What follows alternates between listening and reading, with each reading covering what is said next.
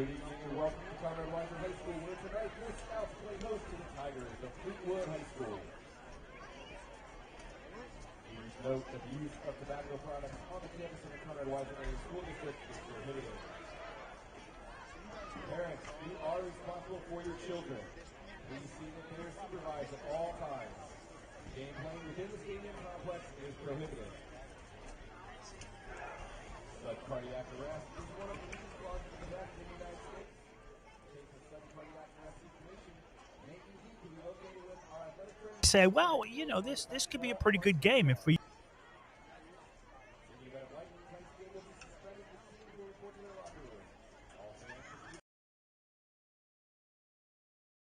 Fleetwood over the 3-game span, Conrad Weiser with 902. Difference is obviously more balanced for Fleetwood with over 500 yards rushing and 450 yards passing. It's a run-heavy Conrad Weiser team with 778 yards rushing through 3 games. But the difference, I think, is going to be in the long run, if there's going to be a difference, is defense, because the Conrad Weiser defense, a much better unit on paper than the Tigers of Fleetwood. I agree, Jeff. Both these teams, they have to like where they're at this point in the season. Conrad Weiser 3-0, Fleetwood 2-1, but this is where things get serious.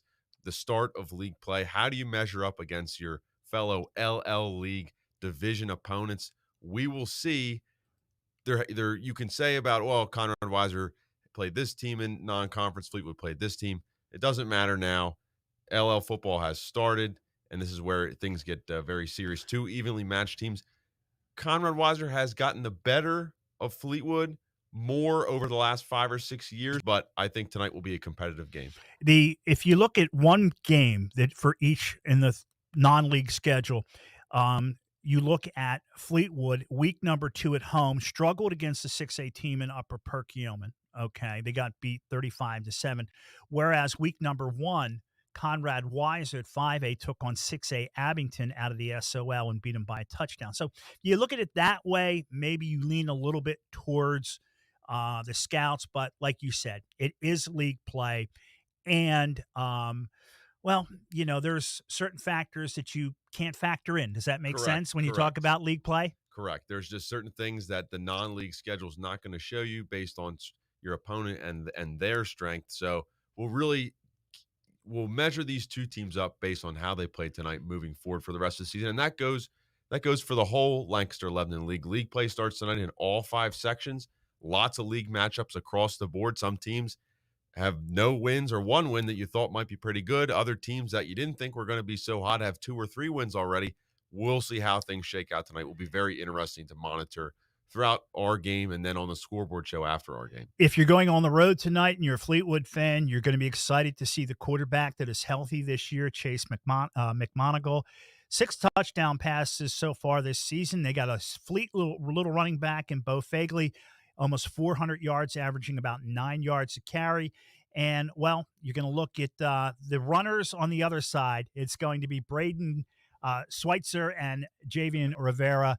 Those two carry the load when it comes to running. And by the way, if you want to have some fun, go to our YouTube, our social media platforms, and we've got the mic'd up with both Mr. Rivera and Mr. Parr from Conrad Weiser up on social media, so check that out. We're going to take a time out. When we come back, we'll roll the games tonight, get you ready for the top of the hour. Fleetwood, Conrad Weiser, on our free YouTube channel, 830 WEEU Sports, on the radio, 830 WEEU, online, 830 WEEU.com.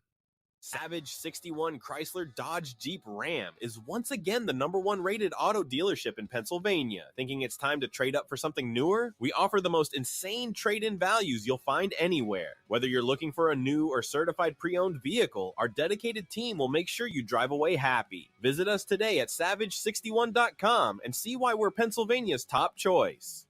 To find out how WEU can be your affordable advertising partner, call 610-345-7338. This season, stick with everyone's favorite snack, Diefenbach's Kettle Chips. Legend has it Mark Diefenbach loved kettle cooked chips so much he turned his Berks County kitchen into the ultimate snack factory. Now, over 60 years later, we're still making that delicious PA crafted crunch with the same passion and quality right where it all began. So crunch into some flavorful Diefenbach's kettle chips today and snack on a delicious tradition. Welcome back, everybody, to the Shell's pregame show. Shell's Restaurant, Dairy Swirl, and Miniature Golf, located on 5th Street Highway in Temple. All right, let's take a look into the games we're going to cover tonight. Fleetwood, Conrad Weiser, top of the hour. That is our game of the evening. Reading, winless in 3 tries, going up against Wilson, smarting from that Week 2 loss to Nazareth. Manheim Township playing host to Plymouth Whitemarsh out of the Suburban 1 League. Penn Manor winless against 1 and 2 Cedar Crest. Hempfield on the road against a winless McCaskey team. The Battle of the Unbeatens, effort at Conestoga Valley. That is Section 2 action taking place at Conestoga Valley. Governor Mifflin with a great win last week. Well, what's the reward? They've got unbeaten Exeter on the road tonight. Lebanon and Muhlenberg match up at the Mule Stadium. 45 losses in a row for the Cedars. Going to be tough to end that streak tonight. Cocalico, looking for their first win of the season, travels to Garden Spot. Manheim Central is on non-league action against Bermudian Springs. Warwick and Solanco, battle of 2 good teams out of Section 3. Daniel Boone and Octorara meet up at Octorara as we flip into the Section 4 portion of the schedule. A very high-potent Twin Valley Raider team on the road against Elko tonight. Donegal and Lampeter Strasburg will meet up at Lampeter Strasburg. Schuylkill Valley looking to rebound after loss last week to Fleetwood. They are taking on Kutztown tonight. By the way, it's Teacher Appreciation Night at Kutztown there, Matt. I don't know if you knew that or not. Berks Catholic against Peckaway Valley. It's a road game for the Saints. And Columbia, that picked up their first win for new head coach Nate Bagley last week on a Saturday against York Technology. Well, they've got Lancaster Catholic tonight. We're going to see Lancaster Catholic on the schedule in just a couple weeks. Anvil Cleona, who suffered their first loss last week, will take on Hamburg on the road. Saturday games, well, we've got one. Elizabethtown is at South Philly. And we go off the grid tonight. We'll follow North Penn and Neshaminy out of the Suburban 1 League. West Perry and Susquehanna, we're going to check that one out. Spring Grove, Central York. Battle of 2 teams unbeaten through the 3 weeks of the season. Jack Leckler will tell us about that one. Just because I like the history, Mount Carmel and Southern Columbia, not the game that it used to be, but still, well, a good game, and at least when it comes to nostalgia. Aliquippa, the Quips are taking on Mars tonight. Matt, I know you're saying to yourself, Jeff, what could the name of the Mars team possibly be? I'm not making this up, buddy. They are the Fighting Planets. And Williams Valley and Minersville, that will come out of District 11. We'll take a peek at that one as well. We'll update you with all the scores at the half. Follow us at 8:30 Scores on our social media for updates. For Matt Knob, I'm Jeff Nolan. Coming up, Fleetwood on the road against Conrad Weiser. Bob McCool, Matt Light will have the call. We'll see you at the half.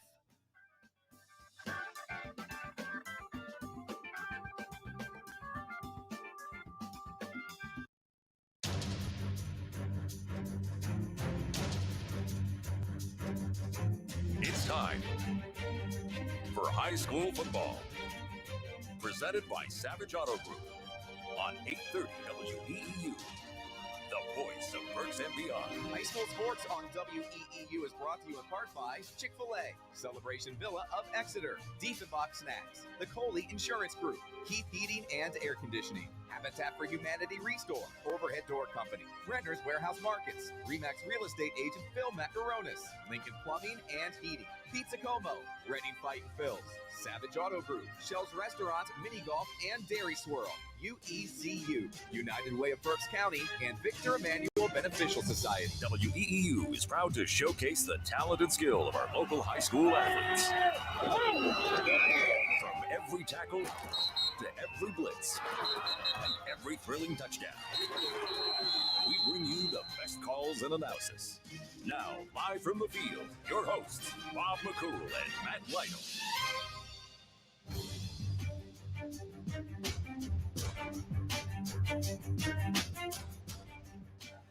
Good evening, everyone, and welcome tonight from Conrad Weiser High School in Robinsonia. Tonight it is the Fleetwood Tigers taking on the Conrad Weiser Scouts. Fleetwood, through the non-league portion of their schedule, goes 2-1. Conrad Weiser goes 3-0. This is a Section 3 matchup in the Lancaster 11 League, and that's what Week 4 is all about. It begins section play in the LL. Last season, the Scouts claimed their first section title, going 6-0 on the way to the district playoffs. Opposite end of the spectrum for the Tigers, trying to change that in 2025, and a 2-1 start has them hoping for better results. High school sports is presented by Savage Auto Group. It's live on WEEU, the voice of Berks and beyond, at 8:30 a.m. on your radio. And, of course, you can now watch all of our coverage for free. Our free video stream is available on 8:30 WEEU Sports on YouTube. High school sports presented by Savage Auto Group. We'll take a timeout, back with more of our Shell's Restaurant, Dairy Swirl, and Miniature Golf pregame show from Robisonia after this.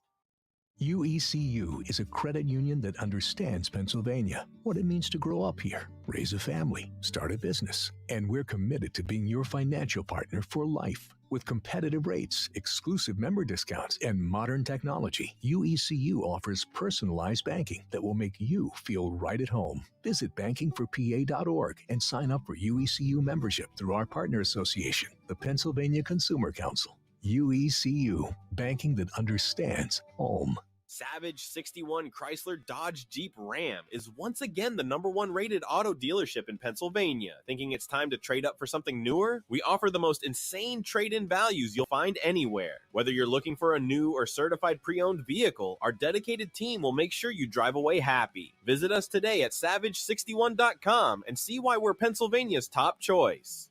To find out how WEU can be your affordable advertising partner, call 610-345-7338. Tonight's pregame show is brought to you by Shell's Restaurant, Dairy Swirl, and Miniature Golf. Fuel up for game day with their delicious burgers, hot dogs, fried chicken, barbecue sandwiches, French fries, and, of course, ice cream. Have your own gridiron battle or 27-hole miniature golf course. Visit Shell's on the 5th Street Highway in Temple. Alongside Matt Lytle, my name is Bob McCool. Beautiful night in Robisonia for a high school football game, and two teams maybe still trying to figure out exactly where they are. Fleetwood, again, at 2-0. Conrad Weiser's at 3-0. So the records are pretty good so far. Coach for the Tigers, but he has somebody. I know you got a chance to watch him only play in street codes last year, but you like what you saw from Chase McMonagle. The time we saw them early on in the season, he was banged up, but he did get a better portion of half the season than last year to get some experience under his belt, and he does have the ability, if he can find the patience back behind center, could be a difference maker in tonight's football game. Yeah, Coach Bangburn down on the field, said that he'd like to see a little bit more poise out of McMonagle. Last year when we watched him in pregame, and he was hampered by, I think, like tailbone or chip bone in his back. He had some really nice poise. He had his fundamentals were sound. He threw a nice ball, and tonight watching him throw too, I mean, he's definitely looking poised out there in the pocket, throwing a football. You could definitely see there's a big confidence shift from last year to this year, and it'd be exciting to watch him throw tonight and lead the Fleetwood Tigers. Fleetwood with wins over Kutztown in week 1. They fall to Upper Perk in week 2, 35-7, and then a big win for them last week against Schuylkill Valley at 31-24. But Bo Fegley is where it's going to start in the backfield for the Tigers. He ran for over 200 yards in week 1 against Kutztown, came back with another 100-yard game last week against Schuylkill Valley. So the two games that the Tigers have won so far, Bo Fegley has been a big piece of it, and I would think that's going to have to happen tonight if they're going to be able to knock down Conrad Weiser. Yeah, Fegley is he's a very talented player. He's a two-way player, strong runner, fast, shifty, can take it to distance. Reminds me of his dad.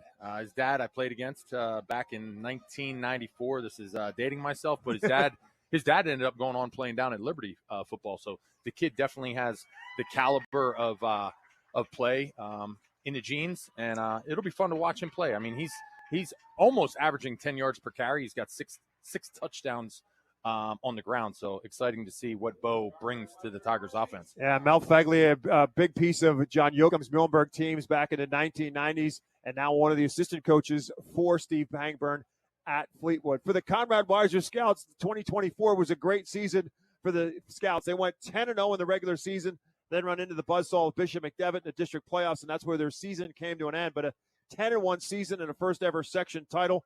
And things have started off well for the Scouts as well in 2025. They beat Abington in week 1. They beat Elko in week 2. and then last week with a win over Lebanon. So looking to defend their section title, beginning with tonight's game. And, of course, they are coached by Alan Moyer. He has been here for a long time.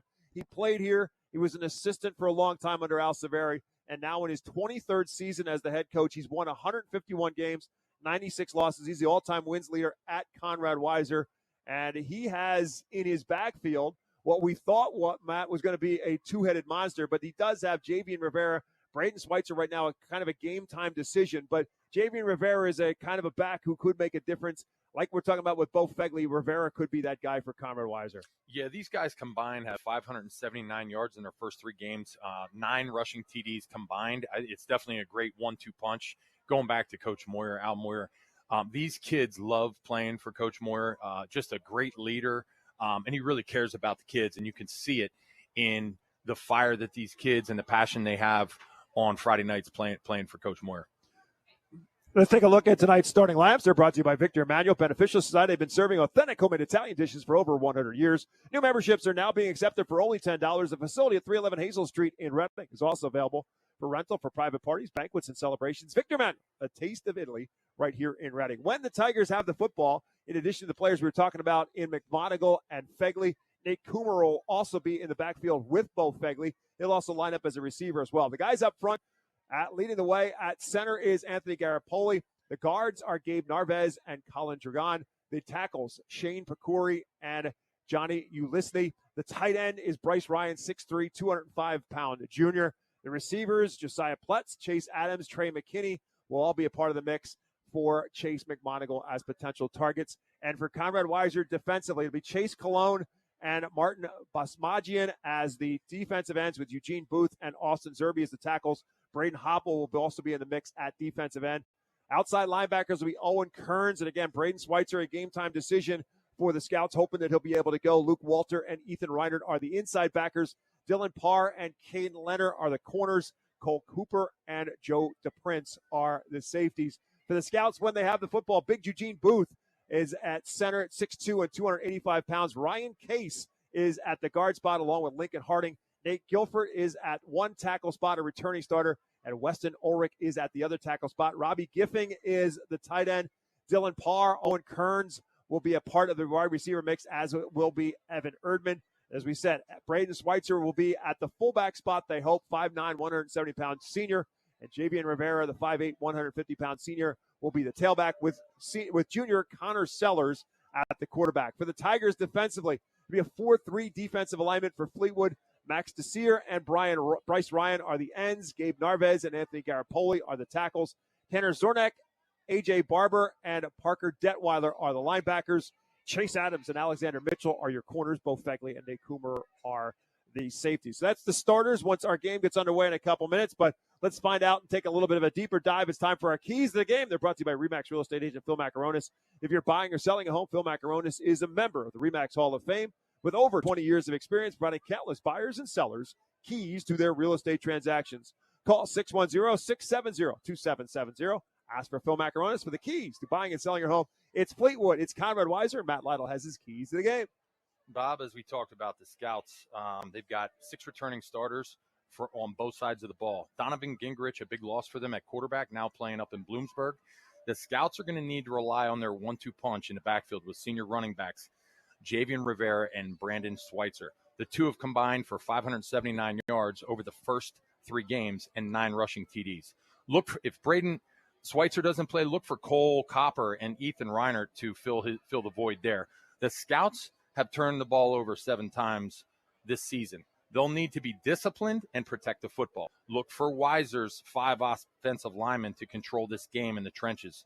Average on the O-line with the 5 starters, 250 pounds. So I think they out-leverage Fleetwood's defensive line, which look for the battle in the trenches, the game to be won in the trenches tonight. As for Fleetwood, the Tigers have a well-balanced attack with the pass game and senior quarterback Chase McMonigle under center.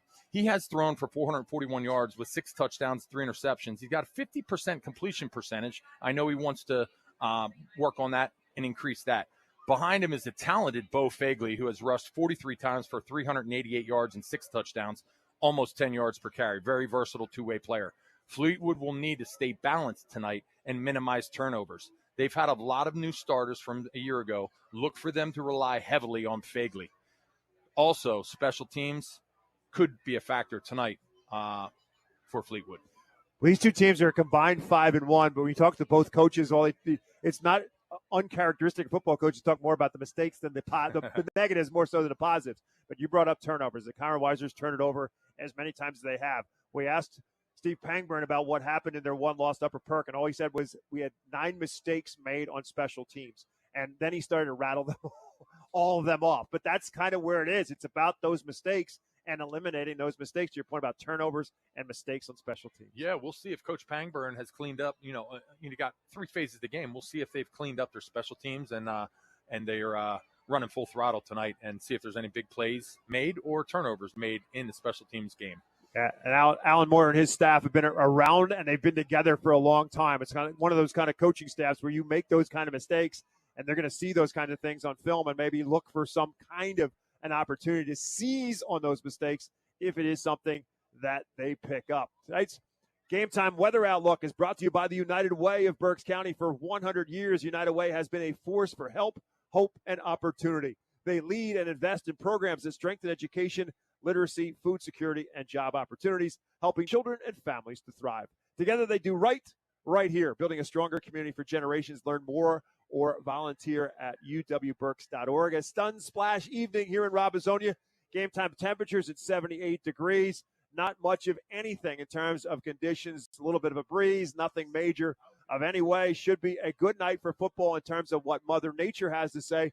Nothing that's going to impact the football game, other than we'll see if anybody has any issues as we materialize through the night in terms of heat and humidity. Things just getting underway here at WEEU this weekend for a weekend of football, not only our high school football game tonight, and of course, don't forget, following our coverage here after our postgame show, we'll have interviews, we'll have highlights in our postgame show, and then we'll flip it back to WEEU Studios where Jeff Nolan, Matt Knob, and company will have the scoreboard show. We will keep it rolling until 11:30. All the scores and highlights and interviews as well for high school football in Berks and beyond on our scoreboard show. It's a night of high school football here on WEEU, and then it's college football for you tomorrow. It gets started with Nittany Extra, presented by Appella Wealth and Why Missing. Rich Garcella and yours truly will break down Penn State and what happened last week against Florida International, and talk about this week's game against Villanova, and ultimately making sure they're not looking ahead to Oregon in a couple of weeks. Pregame showtime for Penn State and Villanova is at 2. Then Steve Jones and Jack Ham have the call of the game from Beaver Stadium at 3:30. Sunday, it's a doubleheader of sports on WEEU. The Phils and the Kansas City Royals at 1:35. And then Sunday afternoon at 4:25, it is the rematch of the Super Bowl. It is the Philadelphia Eagles, the Kansas City Chiefs. Again, 4:25 is kickoff time. Merrill Reese and Mike Quick will have the call of the game for you. So you have Phillies baseball at 1:35, followed by Eagles football at 4:25. That's a pretty good day here on WEEU in Reading. And it's a pretty good weekend of sports as well. Phil's getting things rolling in against Kansas City tonight after rolling through the New York Mets over the last 4 nights. Pretty impressive performance by the Phils. They now have just a 5-game margin in which they need to lock up the National League East. That is their magic number. They'll try to chip away at that against the Kansas City Royals. We'll keep you up to date with that, as we will keep you up to date with everything else going on in high school football. We're going to take a quick timeout, back with more of our Shell's Restaurant, Dairy Swirl, and Miniature Golf pregame show from Robizonia after this. Tripping faucet, AC on the fritz, breakers keep tripping. One call does it all. Keith Heating, Cooling, Plumbing, and Electrical. For 30 years, we've handled everything from routine maintenance to full system installs. Residential and commercial, we're fast, fair, and always reliable. Call 877-KEITH for you. That's 877-KEATH for you. Or visit carlkeith.com. Solving problems since before AI was a thing. Noisy, squeaky, or uneven garage doors? Do they snap, crackle, or pop? Having trouble opening or closing? Get a garage door tune-up now from Overhead Door Reading. For just $99, we'll inspect, lubricate, and adjust your garage doors so they run smoothly and quietly. Don't get stuck in the driveway this winter. Call today and ask for our tune-up special. Serving the community since 1965. Overhead Door Reading. We're more than just doors. OverheadDoorReading.com. Welcome back to our Shell's Restaurant, Dairy Swirl, and Miniature Golf. Pregame show here on WEEU, again alongside Matt Lotto. My name is Bob McCool. A couple minutes away from kickoff here in Robizonia against Fleetwood, against Conrad Weiser. A couple big matchups on the scoreboard tonight that we'll be keeping an eye on as well, including the Governor Mifflin at Exeter matchup in Division 2 of the Berks football of the Lancaster 11 League Football Conference. And we'll have Lancaster Catholic and Berks Catholic as our game next week. That's a big matchup in Section 5 of the LL. We'll be at the Farino Sports Complex for that one next Friday night. Again, Conrad Weiser making the way onto the field. Fleetwood is already out on the field as we're a couple minutes away from the start of tonight's football game. And Matt, talking with Alan Moyer before the football game tonight, his concern was, and you mentioned it, about the situation with Braden Schweitzer, just injuries. It's already getting to that time of the season. It's only week 4, but it is still that time of the year. And, I mean, you always take that philosophy of next man up, but they know they're already missing Cody Sayers, one of their key offensive linemen. They hope they're going to get him back in a couple of weeks. And Nate Guilford was a game-time decision with a back as well, in addition to the situation going on with Braden Schweitzer. So the Scouts either could be okay tonight or they could be going a little bit deeper on the depth chart. A lot of it is how things are going to go, and we'll see how sometimes maybe adrenaline will take over and the kids will be okay to play. Yeah, it is only week 4, and it's tough when you have two seniors in Sayers and Schweitzer go down, right? Two seniors that you'd love to have out there on the field, and you don't want them to miss this opportunity their last year playing. But again, like you said, it's next man up, and these younger guys have to stay up and have to step up and make plays. And hopefully, Coach Moyer has these guys ready to backfill these voids. Yeah, he's talking about the fact that look, we prepare for this. I mean, it's a roster of 44. The roster size for both of these two teams is about the same. Conrad Weiser with 44 kids on their roster, Fleetwood with 46. But Fleetwood also has. Both schools have a cooperative agreement, Conrad Weiser with Tulpehocken, Fleetwood with Ole. But Fleetwood gets a number of kids out of the Ole program that have really helped this program, in addition to one who's going to be in Penn State or at Beaver Stadium tomorrow, and that's Tanner Maddox, who was a really good quarterback for Fleetwood a couple years ago, and he's now QB2 at Villanova. He also returns punts. Rich Garcelle, our buddy, had a conversation and a story about him in this week's Reading Eagle. Tanner Maddox thought he might be the starting quarterback. He's a junior now at Villanova, but he will definitely see some playing time tomorrow, even if it's just as a punt returner, but more than likely will see some time at quarterback. But he's a player who came through this program out of the Ole School District, but played for Fleetwood and had a really good career for Fleetwood, and now is the first Fleetwood Tiger to play Division I football. We're going to take a timeout, back with a kickoff. Our Shell's Restaurant Dairy Swirl Miniature Golf pregame show continues after this. Updating your furniture and appliances? The Habitat for Humanity Restore of Berks County can help. The Restore offers free pickup of your gently used furniture and appliances from your Berks County home. We offer convenient scheduling for our free pickups through our website, restoreberks.org. Located at 5370 Allentown Pike in Temple, the Restore is open from 9 a.m. to 6 p.m. Tuesdays through Saturdays. You might just find that special thing to tie the room together at the Restore. Support your community with your donation to the Habitat for Humanity Restore of Berks County. Savage 61 Chrysler Dodge Jeep Ram is once again the #1 rated auto dealership in Pennsylvania. Thinking it's time to trade up for something newer? We offer the most insane trade-in values you'll find anywhere. Whether you're looking for a new or certified pre-owned vehicle, our dedicated team will make sure you drive away happy. Visit us today at savage61.com and see why we're Pennsylvania's top choice. To find out how WEEU can be your affordable advertising partner, call 610-345-7338. Hey, Berks County, Chick-fil-A Catering makes game day even better. Choose from a variety of trays, including Chick-fil-A nuggets, mac and cheese, and chocolate chunk cookies. Perfect for your next gathering. Place your order through the Chick-fil-A app, online, or by calling ahead and pick it up at your local Chick-fil-A restaurant at Broadcasting Square, 5th Street Highway, and Exeter Commons. Take cooking off your plate this football season and enjoy the perfect spread with Chick-fil-A Catering. Availability and order requirements vary. See restaurant for details. Spots Insurance Group is a proud sponsor of Berks County sports. We're an award-winning nationwide agency you can trust, insuring what means most to you for over 32 years. We specialize in auto, home, renters, business, and life insurance. Remember, when you think insurance, think Spots. Visit us at spotsforinsurance.com. That's SPOTTS, 4, insurance.com. Tomorrow, the region's hotspot at home decor, Anita Trinket in Fleetwood, is hosting a fall open house with vintage and locally made items like live Edgewood furniture and farmhouse lighting. These unique finds will make your home stand out. Anita Trinket offers DIY classes, an intimate room rental, and so much more. Open 7 days a week, including the fall open house tomorrow, and online at AnitaTrinket.com.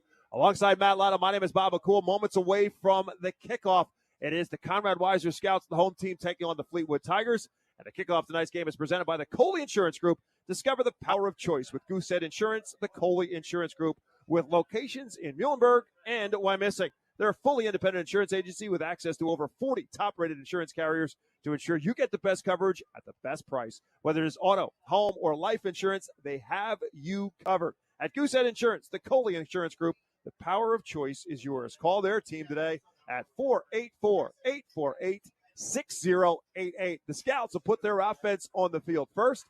Again, the Scouts of Conrad Weiser 3-0. Fleetwood at 2-1, but tonight begins throughout the Lancaster 11 League section play. These two teams in Section 3 of the LL. So back deep for the Scouts, it'll be Javian Rivera. He will be back there by his lonesome. Normally, Braden Schweitzer is back there, so we'll keep an eye on how much and if Braden Schweitzer is able to go tonight. And the kickoff by Griffin Capilano. On the ground will be taken by Joe DePrince, one of the up men from about his own 20. He's across the 35 and out just shy of the 40, and that's where the Scouts will get underway, right around the 38-yard line to start our football game. We will spot him right at the 38. So the Scouts under junior quarterback Connor Sellers. Sellers so far in the season just 12 for 19 throwing the football for 224 yards, a touchdown, and 3 interceptions. Talking to Coach Moyer, Sellers, game manager here. He grew up in the system, so very confident in Sellers running the offense. From the shotgun with Rivera to his left. And movement before the first snap of the football. The Scouts are applauding as if Fleetwood jumped first, and that's exactly what's going to happen. Number 55. That's Gabe Narvez. Was a little anxious there on that first play. So I'll make it first down and 5 now for the Scouts from the 43-yard line. Dylan Parr will split out to the right side. Owen Kern splits out to the left. The give is to Rivera. Rivera works his way through a sliver of daylight and takes it across the 50 and into Fleetwood territory. Scouts will get a first down and in the Tiger territory at Fleetwood's 49-yard line. Yeah, nice little draw, like a delay up the middle there for Rivera. I mean, he had a pile of offensive linemen to follow there with a Conrad Weiser Scouts, and great push for a first down run. Rivera with a career high of 108 yards against Elko a couple of weeks ago in what was a 28-14. The Battle of 422 West. They'll go right back to Rivera, and he finds more daylight, gets himself inside the 40, and ultimately inside the Fleetwood 40-yard line as well as Rivera bounces off a tackle, takes it for another Scout first down, the Fleetwood 38-yard line. Rivera, almost same play, just cut back across the grain. It was a great touchdown-saving tackle there by Andrew Barber from the Tigers. Otherwise, Rivera would have been in the end zone.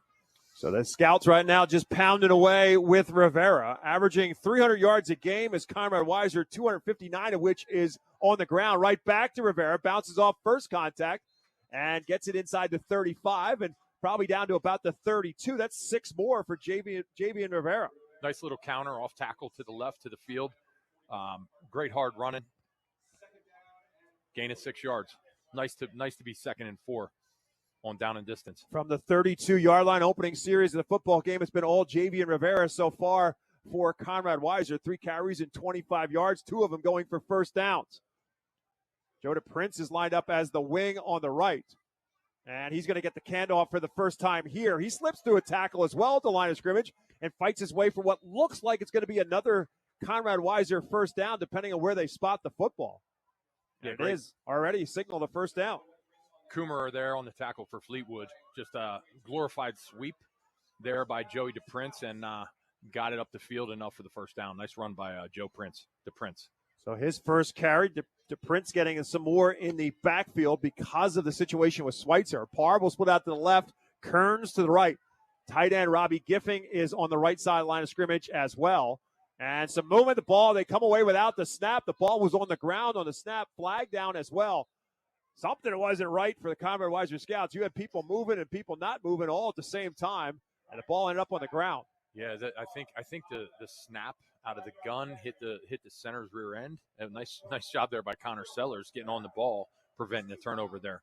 Smart move by the quarterback, and getting on top of it. Turned out to be a movement, a procedure situation for the Scouts. As I said, because of all of that, somebody was jumping off sides as well. So it's going to back Conrad Weiser up 5 yards, backs him up to the 33. So each team now has been hit with a 5-yard procedure penalty. We're inside of 10 minutes to go, first quarter. Conrad Weiser's first possession now at the 1st and 10 at the 33-yard line of Fleetwood.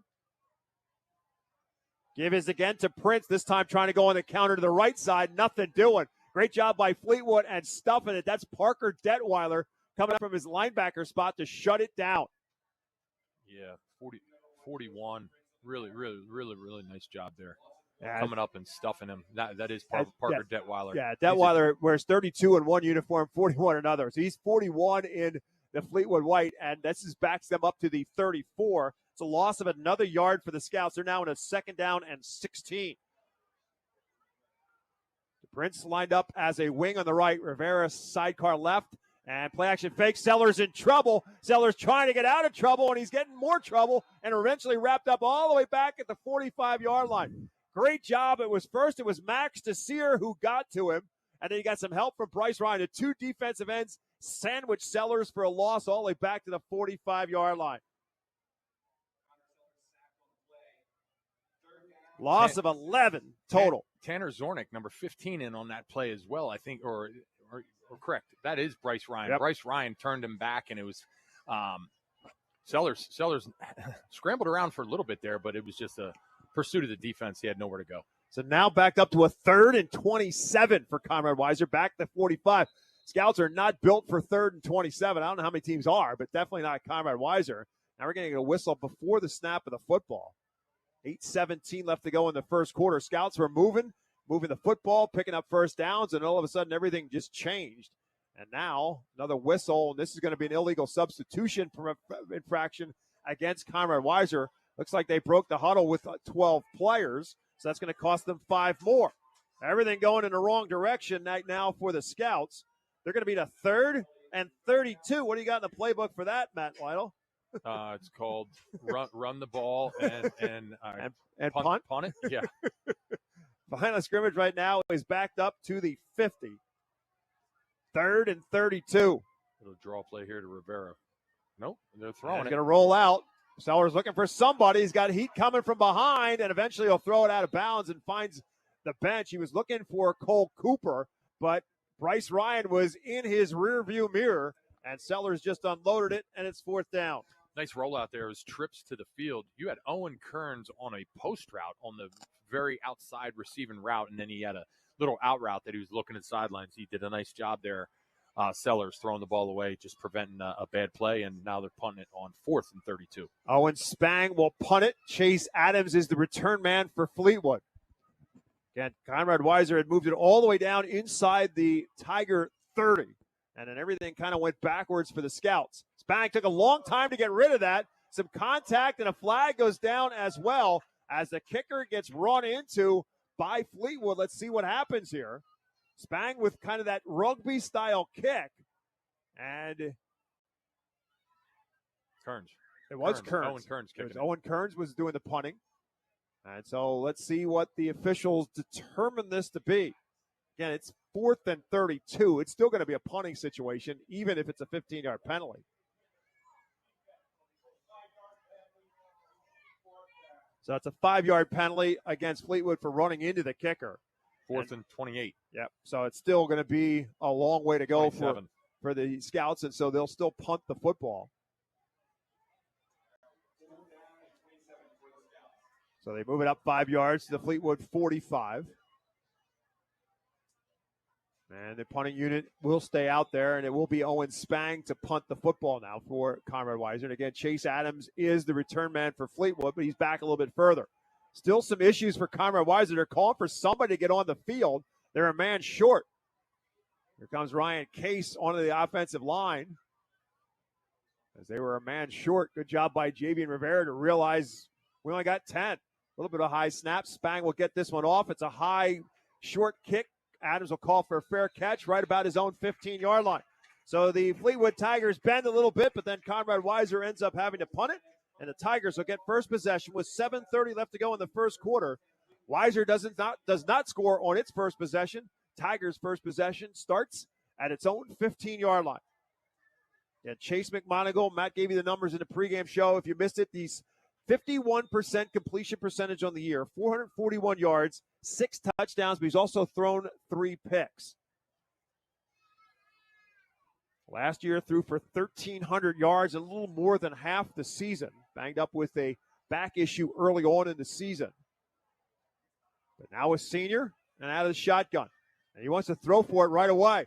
Underneath, middle route, and the pass is caught. It's Nathan Coomerer on the catch. It's going to be good for a Fleetwood first down across the 30 and out to about the 35-yard line, and a gain of 20 on first down for Fleetwood. Yeah, love the play call there by Pangburn. You know, spreading the defense out and throwing the seam route down the middle. Nice job by McMonagle hitting Coomerer in stride down the seam. Nice throw and catch there by Fleetwood Tigers. Goes as a 21-yard gain on first down. Coomerer with his 4th catch of the season.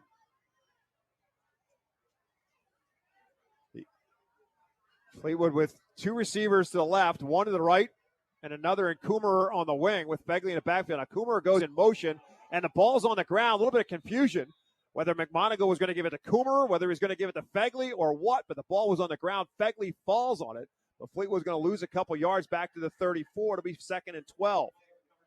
Yeah, miscommunication there between McMonagle and Fegley. 2 guys that they're so mental mistake on the Tigers' part. Let's see. Trips to the field here. Spreading them out. Josiah Pletz, the furthest to the outside. McMonagle looking that way. Looks for the underneath man in Trey McKinney, but it's a little bit too tall for him and incomplete. Dylan Parr was bearing down for the Conrad Weiser defense. The incomplete pass will bring up 3rd and 12. Yeah, Josiah Pletz, number 5, on a go route. And then you hit underneath, you've got Trey McKinney running a nice out route. It was a great throw by McMonagle. If McKinney just kept running, I think it would have been enough. He would have gotten up the field for a first down. It would have been first down Tigers. So they're now up for a 3rd and 12. From their own 34-yard line. Again, Fegley in the backfield. McMonagle again wanting to throw across the middle. Looking for that same look. Looking for Coomerer, but this time a little bit out of his reach and incomplete. And that quickly, it's 4th down for the Tigers. Yeah, again, it was that same play call from earlier. It was trips to the field. They had Coomerer up the seam, and it was a little bit low. McMonagle, the throw was a little low, and Coomerer couldn't handle it. Joe DePrince, Cole Cooper will drop back as the return man for Conrad Weiser, as Chase Adams will do the punting for the Tigers. No rush for the Scouts, and a high short kick. It will hit at about the 42. It does take a Fleetwood bounce and keeps on rolling all the way inside the 35 and down inside the 30. It's a great roll after it hit the ground and down to about the 29-yard line. So both teams end up picking up a first down on their first possession, but ultimately punting the football. The Scouts' second possession comes with 6:22 left to go in a scoreless first quarter. Conrad Weiser has it 1st and 10 at their own 29-yard line. Bob, Coach Pagan, he brought up that he'd like to see McMonagle have some poise and some patience. That last throw was a little bit rushed, so I can see that where that's coming from him if he just takes a little bit more time, keeps his eyes down the field, and finds the open receiver. Yeah, Coach Pangborn telling us he's seeing pressure where there is no pressure. There's a pressure right up the gut as the Tigers time the snap count really well. And as a result of that, Rivera has little room to run, gets it across the 30 to the 31, a gain of just 2 for Javian Rivera on his 4th carry of the night. Yeah, blitz up the middle there by Tanner Zornek, and Rivera had nowhere to go. He timed his snap really well, at least if you're from Fleetwood side. Maybe not so much if you're Conrad Weiser. They may have thought he jumped the snap, but he gets it, and it's 2nd down and 8 as a result for the Scouts. Parr split to the left. Kearns split to the, Parr to the right, Kearns to the left. Sellers wants to throw for it here. Looking for the go route for Parr. Parr trying to separate himself, but it's incomplete. Man-to-man coverage out there on the island for the Tigers was Alexander Mitchell. The pass for Sellers too long. Yeah, Dylan Parr, senior receiver, 6'2", 170 pounds. He had two steps. He had 2 steps behind the defender there. That was number 20. Number 21, that was Alexander Mitchell, Jr. He got behind him, and unfortunately, Sellers just aired it out a little bit too much. It was way too deep for the Weiser Scout. So now it's 3rd and 8. Again, Parr split to the right. Curran split to the left. Same look. High snap. Sellers juggles it. Little underneath screen route for Rivera. Nothing but Fleetwood Tigers all around him. Bryce Ryan there to disrupt it and eventually knock him backwards. They'll blow the play dead, and the Scouts will lose yardage on the screen pass to Rivera back to the 26. Yeah, Ryan and Detweiler were all sniffed that screenplay out from the get-go. Rivera had nowhere to go.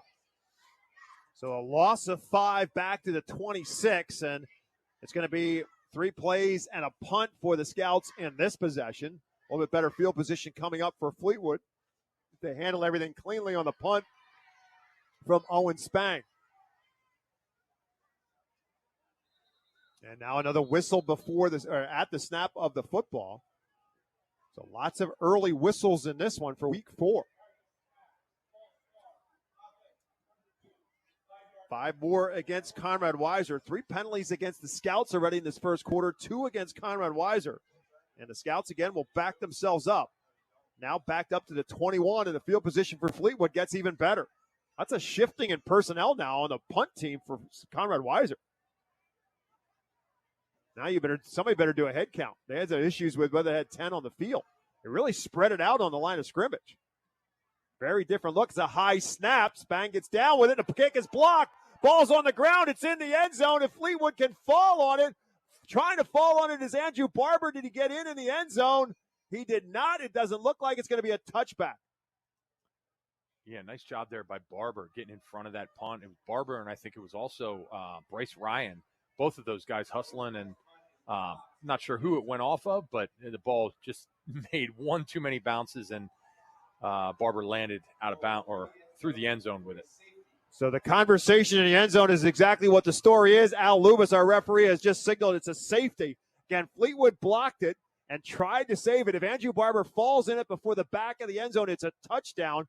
Instead, it is a safety. So the first score of the football game goes to Fleetwood, and it's a 2-0 lead for the Tigers on the safety on the block punt. Here's some irony. We were talking about Steve Pangburn and the problems against Upper Perk with special teams, and now they make the mistake happen on special teams. Yeah, special teams play 3 phases of the game. Now it's in favor of the Fleetwood Tigers. I'm sure Coach Pangburn's happy about that.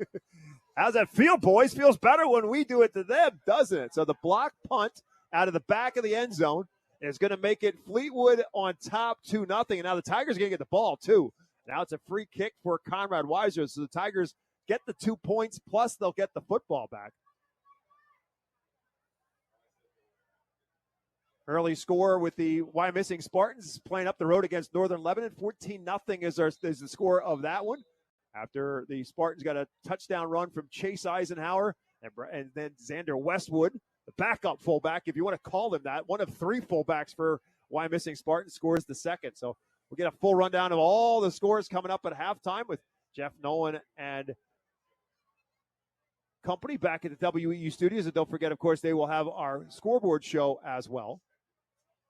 At Knob, Jeff Nolan and company will have all the scores for you at our halftime show, brought to you by Lincoln Plumbing and Heating. Then the scoreboard show all of those scores. And they will be on the air again until 11:30 tonight with a full rundown of everything once we're done here in Robizonia. 2-0 is our score. In case you just turned in, no, it's not the Phillies and the Royals. This is Fleetwood and Conrad Weiser, and it's 2-0 Tigers on the safety. So now Spang will kick it off. And the deep men for the Tigers, Bo Fegley and Nate Coomer.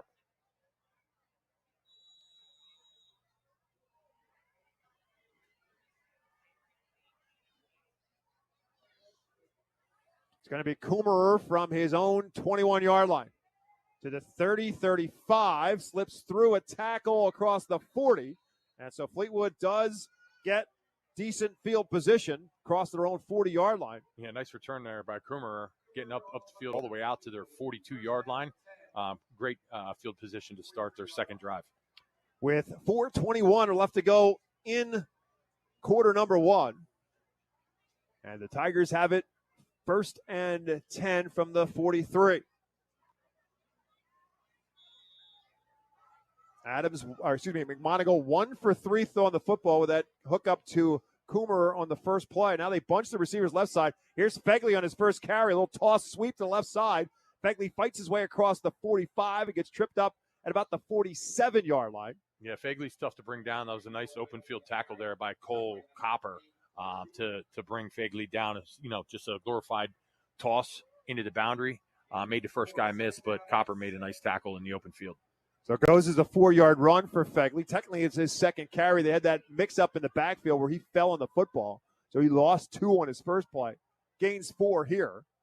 A second down and 6 from the 47 for Fleetwood. Right back to Fegley, this time trying to get on the outside, and he's got the right side. He's got midfield. He's in Conrad Weiser territory. The first down pickup.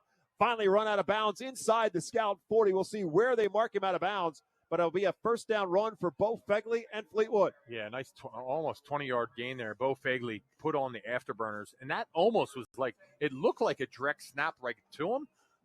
It was like he took it from McMonagle. So he knew he wanted the ball quick, and he got around the end and out to the sidelines showing his speed. To the 35 is where they mark him out of bounds. So it's 1st and 10 at the Scout 35 after the 18-yard run for the junior Bo Fegley. So now some confusion, and Steve Pangburn is not a happy man. It's going to cost Fleetwood a timeout. Tigers a little bit of confusion as to what they want to line up in. So quick timeout. We'll take one with Fleetwood. 3:17 left to go in the first quarter. Our score, it's 2-0, as you might expect in a high school football game on a Friday night. We'll be back with more here on WEEU after this. Let Redner's take care of cooking with our chef-prepared meals available in all of our stores. Crafted by our executive chef, Redner's has you covered for every mealtime, featuring all your favorites like shepherd's pie, beef burgundy, mango salmon, and more. Got a special event? Let Redner's provide your party with everything you need with restaurant-quality items at a fraction of the cost. Plus, with our rotating menu of seasonal meals, you'll always find something new with our chef-prepared meals. Check out the menu at the market or order online at rednersmarkets.com. So an early timeout for Fleetwood. The Tigers, however, got the momentum, and they've got the football 1st and 10 at the 35-yard line. Scouts really packing the box here defensively. Fegley kicks it outside. He'll pick up a couple to the 30, and we'll see how much more Bo Fegley gets before they spot him down, somewhere between the 31 and the 30 of Conrad Weiser. Yeah, he's a junior. He's 5'8", 165 pounds, but he's solid. Plays both ways, running back, linebacker, or running back safety, and, first down gets a strong 4 or 5 yards for the Tigers. Fegley had 224 yards on 19 carries and 4 touchdowns in the season opener against Kutztown. Get back with another 100-yard effort against Schuylkill Valley. Here's McKinney splitting out now from the pack on the left out to the outside. It's all window dressing on a toss sweep for Fegley. He's got the 25 and another Fleetwood first down.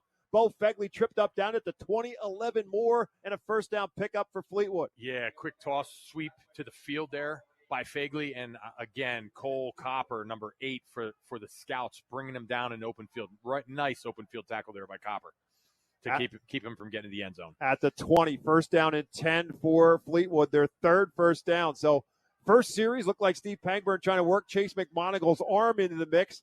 Now this series, it's been Bo Fegley. 4 carries in this series for Fegley, and here comes number 5, but he's not going to get out of his own backfield. Javian Rivera slipped in there and tripped him up in the backfield. Yeah, and he had a head of steam on him. You had Tanner Zornick at fullback. Tanner's their fullback, senior, 5'7", 225 pounds, leading the way there for Fegley, and just couldn't get going. Nice job by Conrad Weiser Scouts. So they lose a yard on the play on the great tackle from Javian Rivera. Back to the 21, call it 2nd and 11 now for Fleetwood. Ball between the 22 and the 21. Goal in the shotgun as opposed to sidecar. A little bit of a power eye.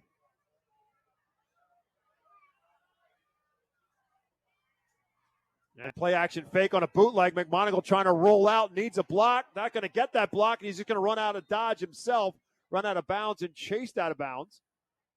Yeah, nice job showing his speed there. McMonagle getting out of bounds, protecting that football. He had pursuit there by number 35, Chase Colin, senior, 5'9", 190 pounds, defensive end. Stepping out of bounds, it's 20 was McMonagle, so a gain of just 1 on the play.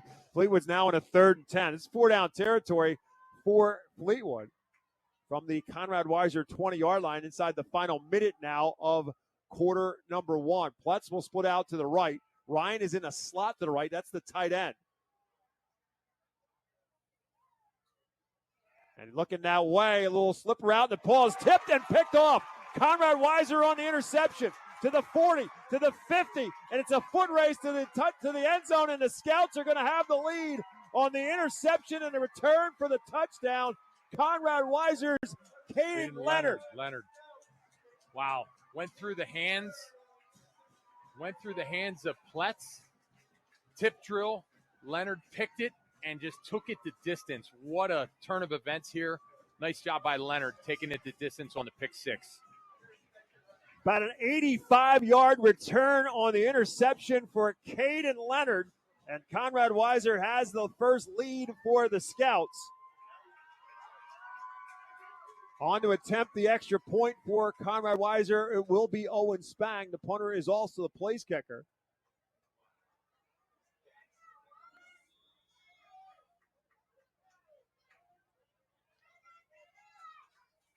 Sellers is the holder. Snap good. Hold down. Kick is no good. He hooked it left. So our score now is Conrad Weiser 6, Fleetwood 2. With 54 seconds left to go in the first quarter, we'll keep it here. So a huge turn of events. Fleetwood looked like they were in a great position to add to their lead. They got the first big break of the game on the block punt, turned into a safety. Then the Scouts get the second big break of the game. It goes as the interception. Matt Lytle, I think in your keys of the game, you brought up something about turnovers. Turnovers are big, right? All 3 phases of the game. We've got a special teams turnover, and now we've got an interception, a tipped ball interception. Leonard was at the right place, right time, high pointed that ball, and there was nobody stopping him or nobody catching him, taking it the distance. Irony is that Fleetwood was moving the sticks with the ground game of Fegley, and then they go for a couple of trying to do 2 different run plays, one on the bootleg. McMonagle chased out of bounds. That stopped the clock. And then on a deflected pass up in the air, Caden Leonard picked it off. He had one man to beat, and it was the tight end, Bryce Ryan. He outruns him. And from the 50-yard line on, it was just a wind sprint for Caden Leonard. 85 yards on the interception and the interception return for the score. Again, the extra point no good, so it's 6-2. Conrad Weiser on top. And now the Tigers in a position to get the ball back here late in this first quarter. You really learn a lot about your team after an interception or a turnover, right? So now Fleetwood's getting the ball back. What are they going to do? Are they going to fold? Are they going to have another turnover? Or are they going to make a statement and come back and get right back in this ball game? Kick return from about the 10-yard line. This is going to be Coomer on the return for Fleetwood. Going a little bit too much east to west, and the Scouts will wrap him up just across the 20 at about the 23-yard line. So Chase McMonagle following his 4th interception of the season. Back out there to go to work for the Tigers. Really wasn't McMonagle's fault so much on that interception. And again, it was off the hands of a receiver. And there was Leonard to pick it off and go the other way. So the Tigers from their own 23 now with 47 seconds left to go in the first quarter. I could be a little picky. I mean, he could have been a little bit more accurate and put it on his chest and not over his head to make it more catchable. So accuracy plays an importance out of the quarterback position. Coomer in the back of the backfield. McMonagle looking for a little underneath route. This is McKinney. That's that same 3-by-1 route. That was McKinney on that out route with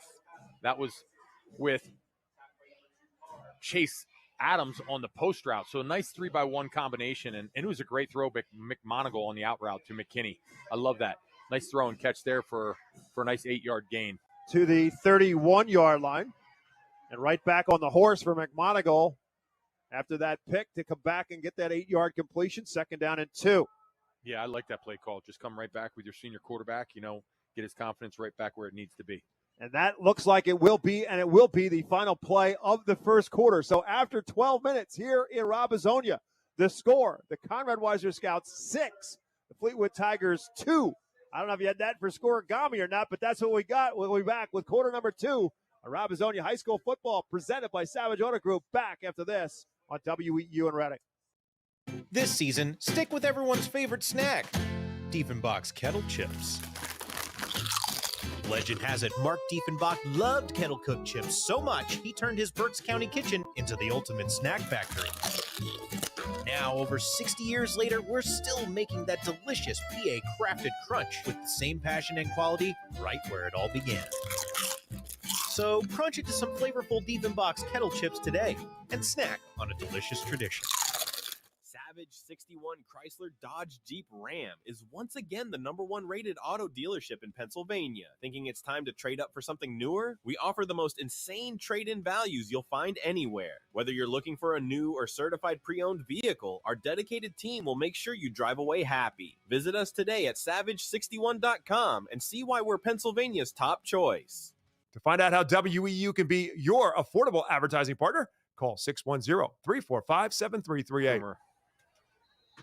First play of period number 2 is a handoff for Fleetwood to Nate Kummerer. He's smothered pretty quickly by the front of the Conrad Weiser Scouts, wrapping him up for a gain of just a yard to bring up 3rd down and 1. 6-2 again is our score. Conrad Weiser on top, Fleetwood with the football. 3rd down and 1 for the Tigers from their own 32-yard line.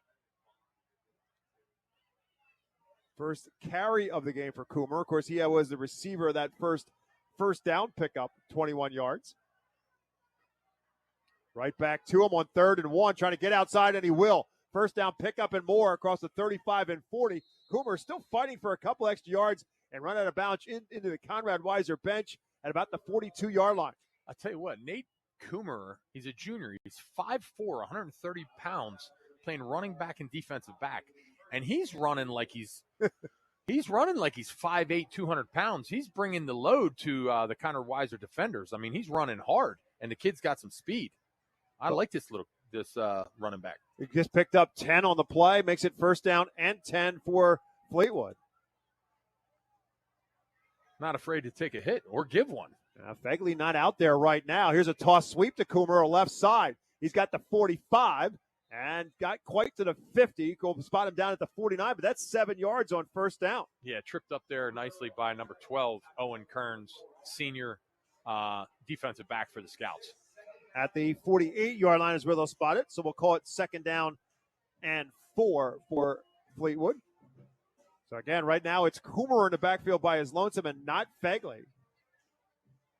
As they'll split 2 to the left and 1 to the right for McMonigal. Actually, really 3 to the left because Bryce Ryan, the tight end, is lined up in a slot as well. McMonigal has time. Now he runs out. Now he's going to run out of the pocket and hook slide right at midfield.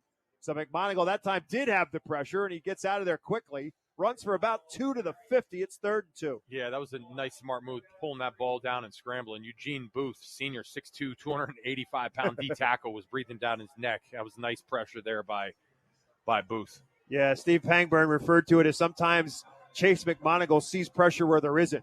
But if Eugene Booth is in the area, he probably senses that pressure coming. Yeah, that's definitely that is pressure. They're you down. Can see that coming. 3rd and a long 2, giving it to Coomer, but they're not going to get there. Braden Schweitzer might have been a game-time decision, but he just made a big play in the backfield, tripping up Coomer back at the 45-yard line, a loss of 5. No, on the tackle there, that was actually Ethan Reinert, 35, not 34. I stand corrected. It was Reinert, 34, that slipped in and made the tackle from his inside linebacker spot. So now Fleetwood is in a 4th down back at their own 45-yard line. 4th and about 7 to pick up the 1st down now for the Tigers. So a big play there for Ethan Reinert and Conrad Weiser defensively. And now after a little bit of a decision, Fleetwood will punt the football. Backed up a little bit too far on their side of the 50 at the 45. So Chase Adams will punt it. Joe DePrince is back there as a return man.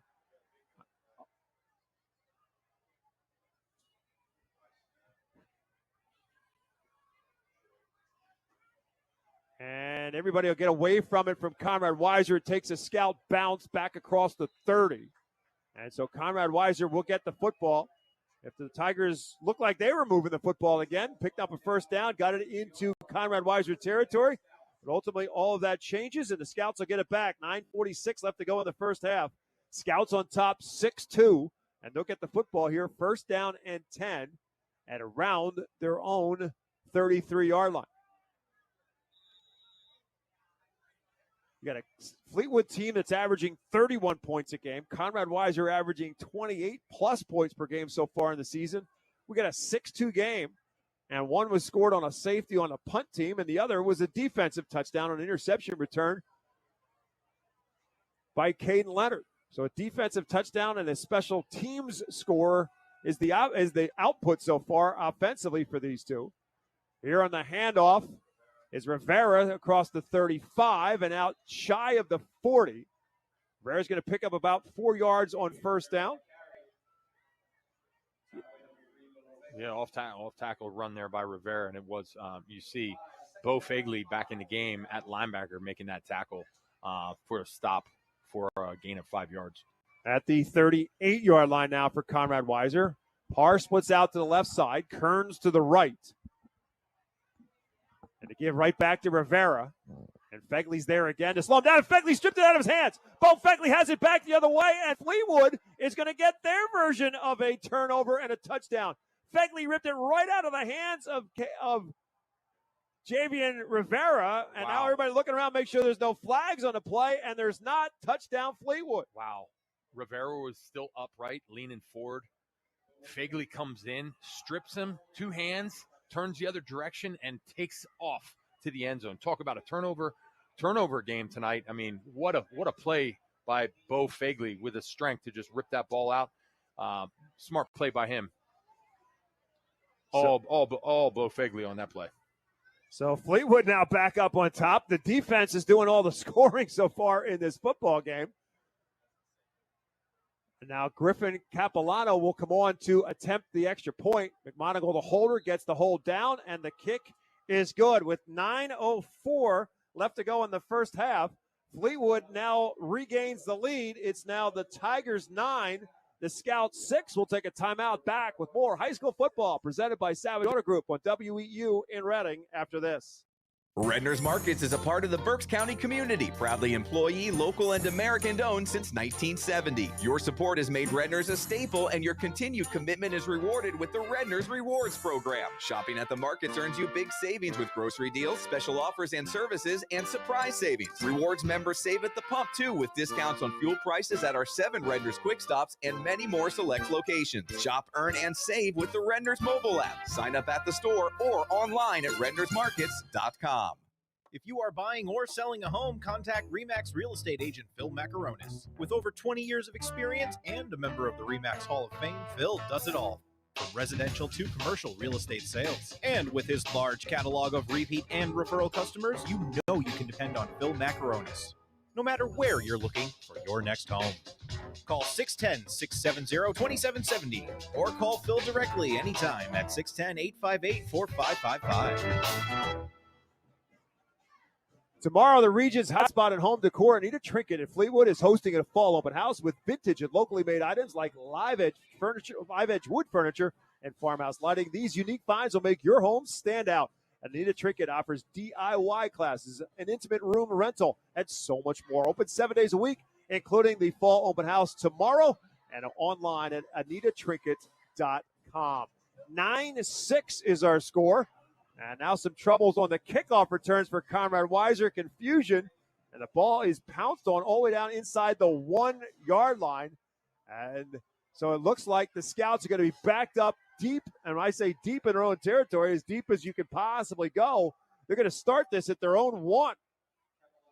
So after the fumble, the strip by Bo Fegley that we'll say was a 35-yard return, Conrad Weiser is going to have it 1st and 10 at their own 1-yard line. So no margin for error now for Conrad Weiser. They're going to take the snap in the end zone.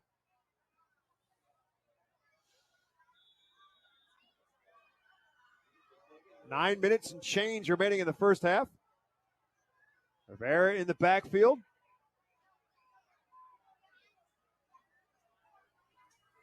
And Sellers wants to throw for it, looking for a go route for Parr. Heaves it up. Did Parr hold it, bring it down? He did. Dylan Parr with a great catch all the way out across the 30-yard line. Huge first down for Conrad Weiser. Nice call there. Nice call by Alan Moore. Throwing a go route. Nice catch by Dylan Parr, bringing it down all the way out to the 32-yard line. A gain of 31 on the play. And talk about flipping some field position. Starting from your own 1, now all of a sudden at the 32. Second completion of the game for Connor Sellers. And now a little bit of room to work for the Scouts.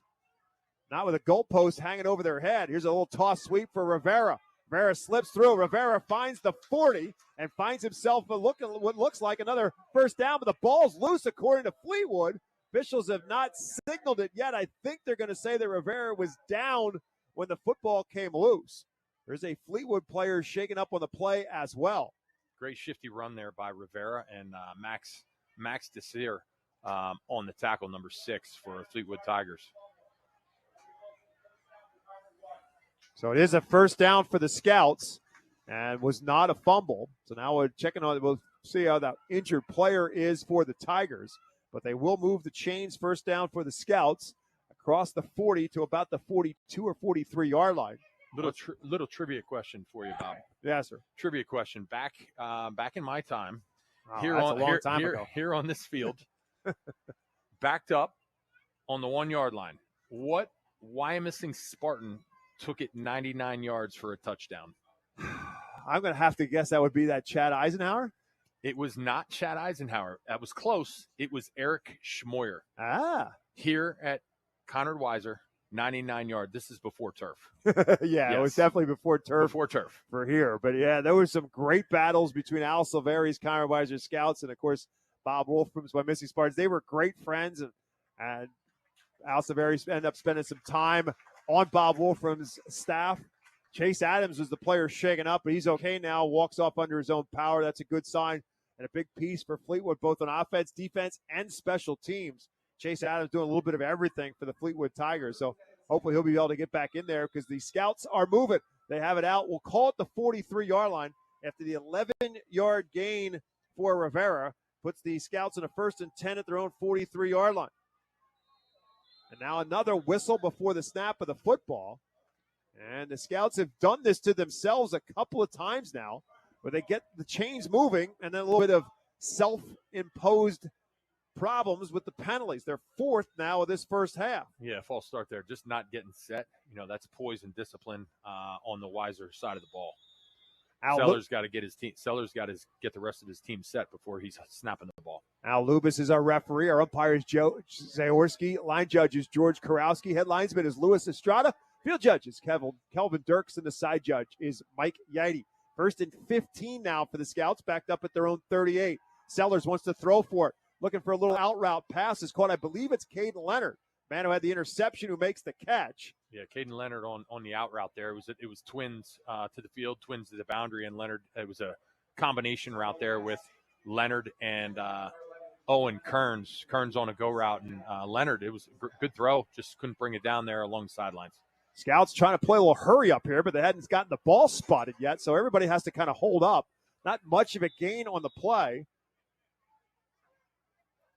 We'll call it 2nd down and 14, a gain of maybe a yard, and that's it on the play. Trips to the field now. Cole Copper came in the series. Looks like they're going backside to. Well, slant in for Dylan Parr. Parr makes the catch. They'll get back what they lost on the penalty now, as Parr and a defender are wrestling with it. Alexander Mitchell has his arms wrapped around it, but the offensive player, Dylan Parr, will get the catch. See where they spot him down at. Looks like it's at about the 44. A gain of 5 makes it 3rd down and 9. Second catch for Dylan Parr. Sellers now has completed 4 straight. He's got 3 receivers bunched to his left and 1 to his right. Looks like the same play. No. That's a handoff instead to Rivera, but Fleetwood is there to wrap him up. Big play that time by the Fleetwood Tigers. And I believe that's Parker Detweiler that slipped through and hit him in the backfield. No gain, maybe even a loss on the play to bring up 4th down for Conrad Weiser. Yeah, Bryce Ryan there along with Gabe Gabe Narvez on the tackle. So no gain on the play for Rivera, and it is a punting situation again for the Scouts. Again, they've had one of these punts blocked. This is their third punt attempt of the night. Adams is back there as the punt return man, so good to see Chase Adams right back in on the game. Long time to get the punt off for Spang. It's a high, short kick. Adams will let it hit and let it roll, and it will roll out of bounds at about the 25-yard line. Nice high kick, though. Gave a lot of hang time there to allow the pursuit to get down there. There was no return at all on that by Chase Adams. And out of bounds at the 26. So 6:42 left to go in the first half. 9-6 is our score. Fleetwood on top. Remind you, coming up at our Lincoln Plumbing Heating halftime show, we'll run down what happened here in half number one. We'll catch you up to date on the scoreboard as well. Jeff Nolan, Matt Knob will do that for you on our halftime show. From their own 26-yard line, Chase McMonagle and Fleetwood back to work, and movement before the snap. Looked like the tight end Bryce Ryan may have gotten a little jumpy and moved before the snap. Penalties on both sides of the field. You know, a lot of uncharacteristic false starts on both teams. 7 penalties in total. They've all been either offense or defense moving before the snap. All been 5-yard penalties. Those little natty infractions that can drive a coach crazy. And I believe Steve Pangburn is going to call a timeout. He is. So Fleetwood will burn its second timeout now of this first half with 6:40 to go. This might be really a reset from Coach Pangburn, Matt. This might just be kind of a, hey, look, we're not going to win this football game if we keep doing these kind of mistakes to ourselves. Let's clean it up. Let's put it together. I mean, again, I kind of made it mad when I brought up what happened in Upper Park. Not in a bad way. I just reminded him of the mistakes that they made, and it's just kind of a frustration part that, look, if we didn't make those kind of mistakes that we made on special teams, they might be sitting 3-0. Pretty evenly matched ball game tonight, and I think the second half, to your point, is going to come down to who makes the fewest errors, fewest mistakes. You know, who's more disciplined coming in this second half. So following the timeout for Fleetwood, again, the Tigers now just have one timeout left. Conrad Weiser has all 3 of its timeouts. Still 6:40 left to go in this half. It is 9-6 Fleetwood on top, and they've got the football. Now 1st and 15 at their own 31-yard line. Give is to Fegley. Fegley trying to dance his way through and does break through. He's at the 30, 35 and 40. Bo Fegley to midfield. Trying to kick it out one more time, and eventually will get run out of bounds in Conrad Weiser territory. Bo Fegley doing a lot of that on his own on a huge first down run into Conrad Weiser territory. Fegley is definitely a game changer. He is a big playmaker, game changer, big play type of guy based off of his strip for a touchdown, and now he just has this big run. Big momentum change here after a false start penalty. 1st and 15, he takes it 50 yards down the field for first down. Flips it from the 31 to the 36 is where eventually he's marked out of bounds.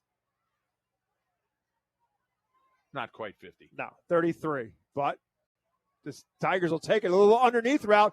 Pass is caught on that little slip route inside. That is Ryan who makes his first catch. Bryce Ryan with the grab is going to be good for another Fleetwood first down. Yeah, nice little pop pass to the tight end.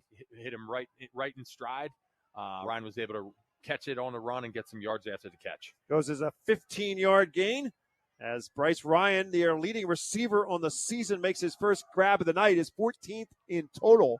1st and 10 now for Fleetwood at the Conrad Weiser 21. Will the offense get its first score for either team tonight? From the Conrad Weiser 21, still just 5:58 left to go in the first half. Here's a kick out for Fegley, trying to get outside, and he will not get outside. Great play from Conrad Weiser defensively to get out there and cut him down. Caden Leonard. Yep, Caden Leonard making another big play on defense, tripping up Fegley right around the line of scrimmage. Yeah, Caden Leonard, he would not let him get around the corner, came up and just took out his legs, and there was no gain on the play. Nice open field tackle there by Caden. Fegley now will come out of the game with Coomer coming back in. So trying to give Fegley a little bit of a breather. Again, he had that long first down run. 8 carries in total now for Fegley unofficially for 67 yards. Chase Adams will split out as a receiver on the left side. Actually, 2 on the left and 1 on the right for McMonagle. He wants to throw for it. Little underneath route for McKinney. Did McKinney hold on? He did. Brought down immediately as he comes down with the football inside the 20 at about the 17, a gain of 4. Be third down and about 6 coming up for Fleetwood. Yeah, Pangburn went back to that twins combination route between Adams and McKinney. Go route with an out route. Nice combination there. Nice throw and catch there by McMonagle on the out route. Enough to take it down to 3rd and 6. 3rd and 6 from the 17 is where they spot the football. The clock continuing to run right now at 4:30 left to go. So right now, Fleetwood, who has used 2 of the timeouts, now want to slow things down a little bit. They want to eat up as much time as they can here, but they also want to make sure they come away with points. They lead at 9-6. They've got it 3rd and 6 to 17. McMonagle, just a quick hitter for Ryan. Makes a man miss. Ryan to the 5 and dives for the end zone. Did he get in? He did not. They're going to spot him down at the 1-yard line. Bryce Ryan tried to lower his shoulder and drive himself in, but his knee touched at the 1. 1st and goal to go. Wow, if there was instant replay, he might have got in there because he lowered his shoulder, and the only thing that touched, looked to me, was the other player was underneath him. So that was interesting. Instant replay might have overturned that one. But instead, it's 1st and goal to go for Fleetwood at the 1. They're going to go a little power eye look for here with Fegley back in as the running back, and he's going to get the call. Just up the gut, power football, touchdown Fleetwood. So Fegley comes back in, and he gets the touchdown, his 7th rushing touchdown of the year. Fleetwood adds to its lead. Nice power football there. He followed his fullback, Tanner Zornick, right up the middle, and just power football right up the A-gap, and touchdown, Bo Fegley. So they set it up with the pass, couple of hits, but Fegley's big run flipped the field, again from their own 31 to the Conrad Weiser 36. McMonagle now will take a knee for the hold. Griffin Capilano will be the kicker, but before that happens, some movement up front from Conrad Weiser. So let's see if this changes things here. If this is against the Scouts, does Fleetwood change their mind here and go for 2? Right now it's a 15-6 game, so it's a 9-point difference on the scoreboard. Nope, doesn't look like any of that's going to happen. He's going to go ahead and kick the football. Bo Fegley on the touchdown run from a yard out, and Capilano's extra point is good. 3:47 left to go, and the Fleetwood Tigers now have a 16-6 lead. When we come back, Scouts will have the football, another possession here, and all 3 timeouts to work with. When we come back to Robizonia, high school football presented by Savage Auto Group continues on WEEU after this. My AC gave out on the hottest day of the year. Keith had it running again fast and for a fair price. That was years ago, and I've trusted them ever since. Plumbing, electrical, heating, cooling, Keith handles it all. They've been around for 30 years for a reason. Honest, fast, professional, solid work every time. Call Keith. You'll be glad you did. Keith, quality you trust, comfort you deserve. Call 877-KEITH for you. That's 877-KEATH for you. Or visit carlkeith.com. A 7-play, 74-yard drive for the Fleetwood Tigers, and the extra point by Griffin Capilano has the Tigers now on top, 16-6. Bo Fegley with 2 touchdowns, 1 on defense, 1 on offense for Fleetwood. But the Scouts now with 3:47 left to go, and again, all 3 timeouts left to work with. So we'll see how Conrad Weiser and Alan Moyer choose to work this. Plenty of time to go to work here and try to get another score before the break.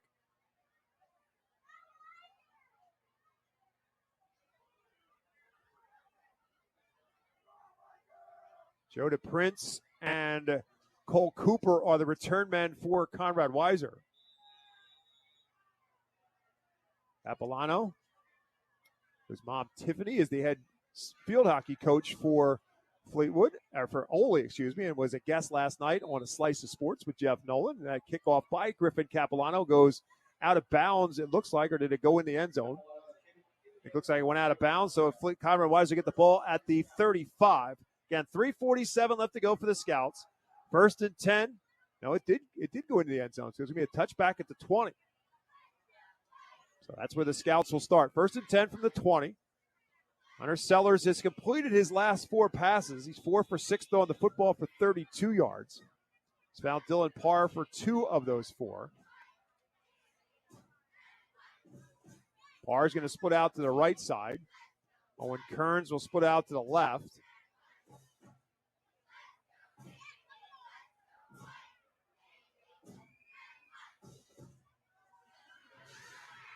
Toss sweep left side for Javian Rivera. Rivera gets bottled up and held up at around the 24-yard line. If that's the spot, it'll be a gain of 4 and 2nd and 6. Yeah, Joe DePrince came in motion there, and they did a toss sweep into the boundary, and Rivera cut it back, and he cut it back right into a host of Tigers. Didn't have a lot of room to run, but all said and done, gain of 4 yards, still got it upfield enough. I mean, hard running there by Rivera. Parker Deadweiler, the first one to greet him. 2nd and 6 now for the Scouts from the 24-yard line. Selling right up the gut. Sellers, deep drop. Throwing, looking for his tight end. The pass is caught by Robbie Giffing for a first down out to the 40-yard line and a gain of 16. Nice throw. A really nice throw there by Connor Sellers. Actually, his best throw of the night. Hitting his tight end in stride. Robbie Giffing put it right on the money and in traffic. Great throw and catch. First catch of the night for Giffing, 2nd on the season to the 40-yard line. And moving to sticks, 1st and 10 for the Scouts with 2:45 now left to go in the first half. 16-6 is our score. Fleetwood on top. Scouts with the football. Back to Rivera. Rivera hit in his own backfield. Great job of busting it up by the Fleetwood defense. And I believe that's not Bryce Ryan. That is Andrew Barber, who came up from his linebacker spot, hit him for a yard loss. It was nice pursuit there. And I'm not sure if that was a blitz or not there by Barber, but Barber hit him in the backfield, nowhere for Rivera to go. So they lose a yard back to the 39. They also lose time on the clock. Scouts not opting to call a timeout yet. Clock at 2:05. 2nd and 11 from the 39-yard line for the Scouts. DePrince goes in motion. Sellers trying to roll out the other way. Going to dump it off. Little screen pass for Rivera. He's got room and blockers across midfield. Rivera slips out of a tackle and gets out of bounds. Stops the clock with 1:54 to go in Fleetwood territory at the Tiger 43-yard line. Nice little play action waggle there by Connor Sellers. He avoided the rusher, did a little jump pass, got it to his running back down the field, got up the field for a nice catch and throw with yards after the catch. Very nice great play there by Connor Sellers. 17-yard pickup to the Fleetwood 43, a big play for the Scouts. And again, he got out of bounds too, so he saves the timeout with 1:54 to go. Here's a toss sweep for Rivera, looking for the right side. Slips through a little bit, but not a whole lot. Max Desir comes up from his defensive end spot, lowers the boom on Rivera after a gain of maybe a yard. That's it. Yeah, Rivera's feeling that hit. Desir really lowered his pads, and that was a hard hit that Rivera was taking. And Rivera, great, spins off a lot of those big hits, but that one there stuck. 10th carry of the night for Javian Rivera, gains just a yard. 2nd and 9 at the 42. 1:25 left to go in the half. Parr split out to the left. Kearns to the right. Get back to Rivera. Rivera hit at the line of scrimmage. Slides through for a couple inside the 40 to about the 38. A gain of 4. It's going to bring up 3rd down. Guard tackle gap. Nice hard running. Lowered his shoulders. Went north and south. Good hard running there by Rivera. Turn inside of a minute to go. Alan Moyer still not opting to call a timeout yet, hoping to try to get some points out of his team. Is down by 10. 3rd and 5 at the Fleetwood 38-yard line. Sellers drops straight back. Under a heavy rush, just unloads that one. Smart play there by Sellers because he had some heat coming on him. Yeah, he had twins, 2 receivers set on both sides, and had a lot of pressure coming from that left defensive side. I think it was number 13. Yeah, it's Bryce Ryan Ryan. and Narvez. And Bryce Ryan at 6'3", just kind of towering over Connor Sellers at 5'7". And Sellers just wanted to live to see another day, and he will, but it's now 4th down for Conrad Weiser at their Tiger 38-yard line. Scouts will go for it here. Yeah, smart play by Connor Sellers in the quarterback position, junior. He is 5'7", and it looks like, I don't know, it looks like they're going to run it here, or are they going to go deep? 4th and 5. Need to get to the 33-yard line. They're going to throw it deep. Sellers looking for somebody in the out route, looking for Parr. Parr looking for a flag. There is no flag, and the pass is incomplete.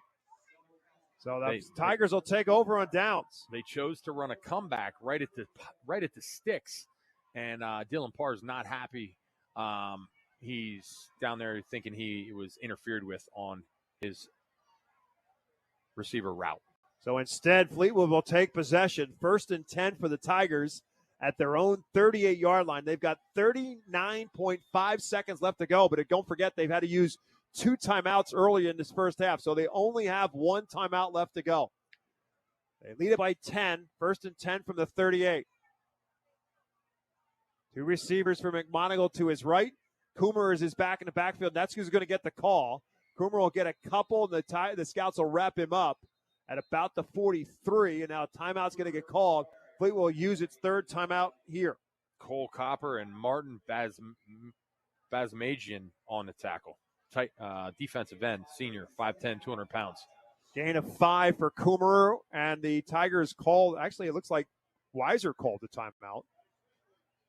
Stops the clock with now it was Fleetwood who called the 3rd and final timeout. That makes more sense. It was the Tigers who called the timeout with 31.5 left to go.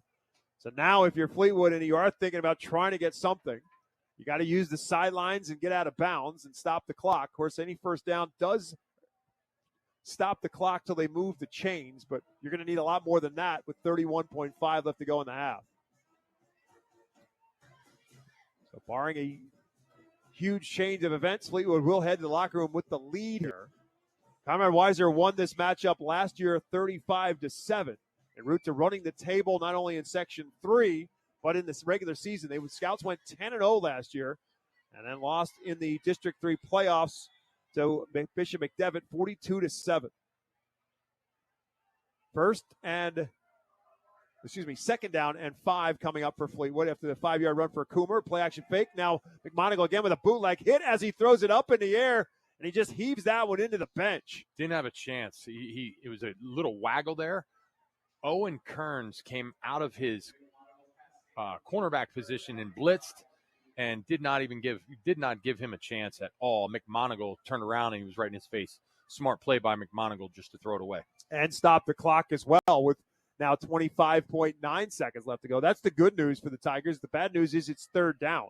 3rd down and 5. So if you're Fleetwood trying to pick up that first down, if nothing else, then Conrad Weiser doesn't get the ball back in a shot here in this second quarter. Fleetwood trying to move the sticks. Ryan will come out as a slot receiver on the right side with Pletz split out to the right. They've got 2 on the left as well.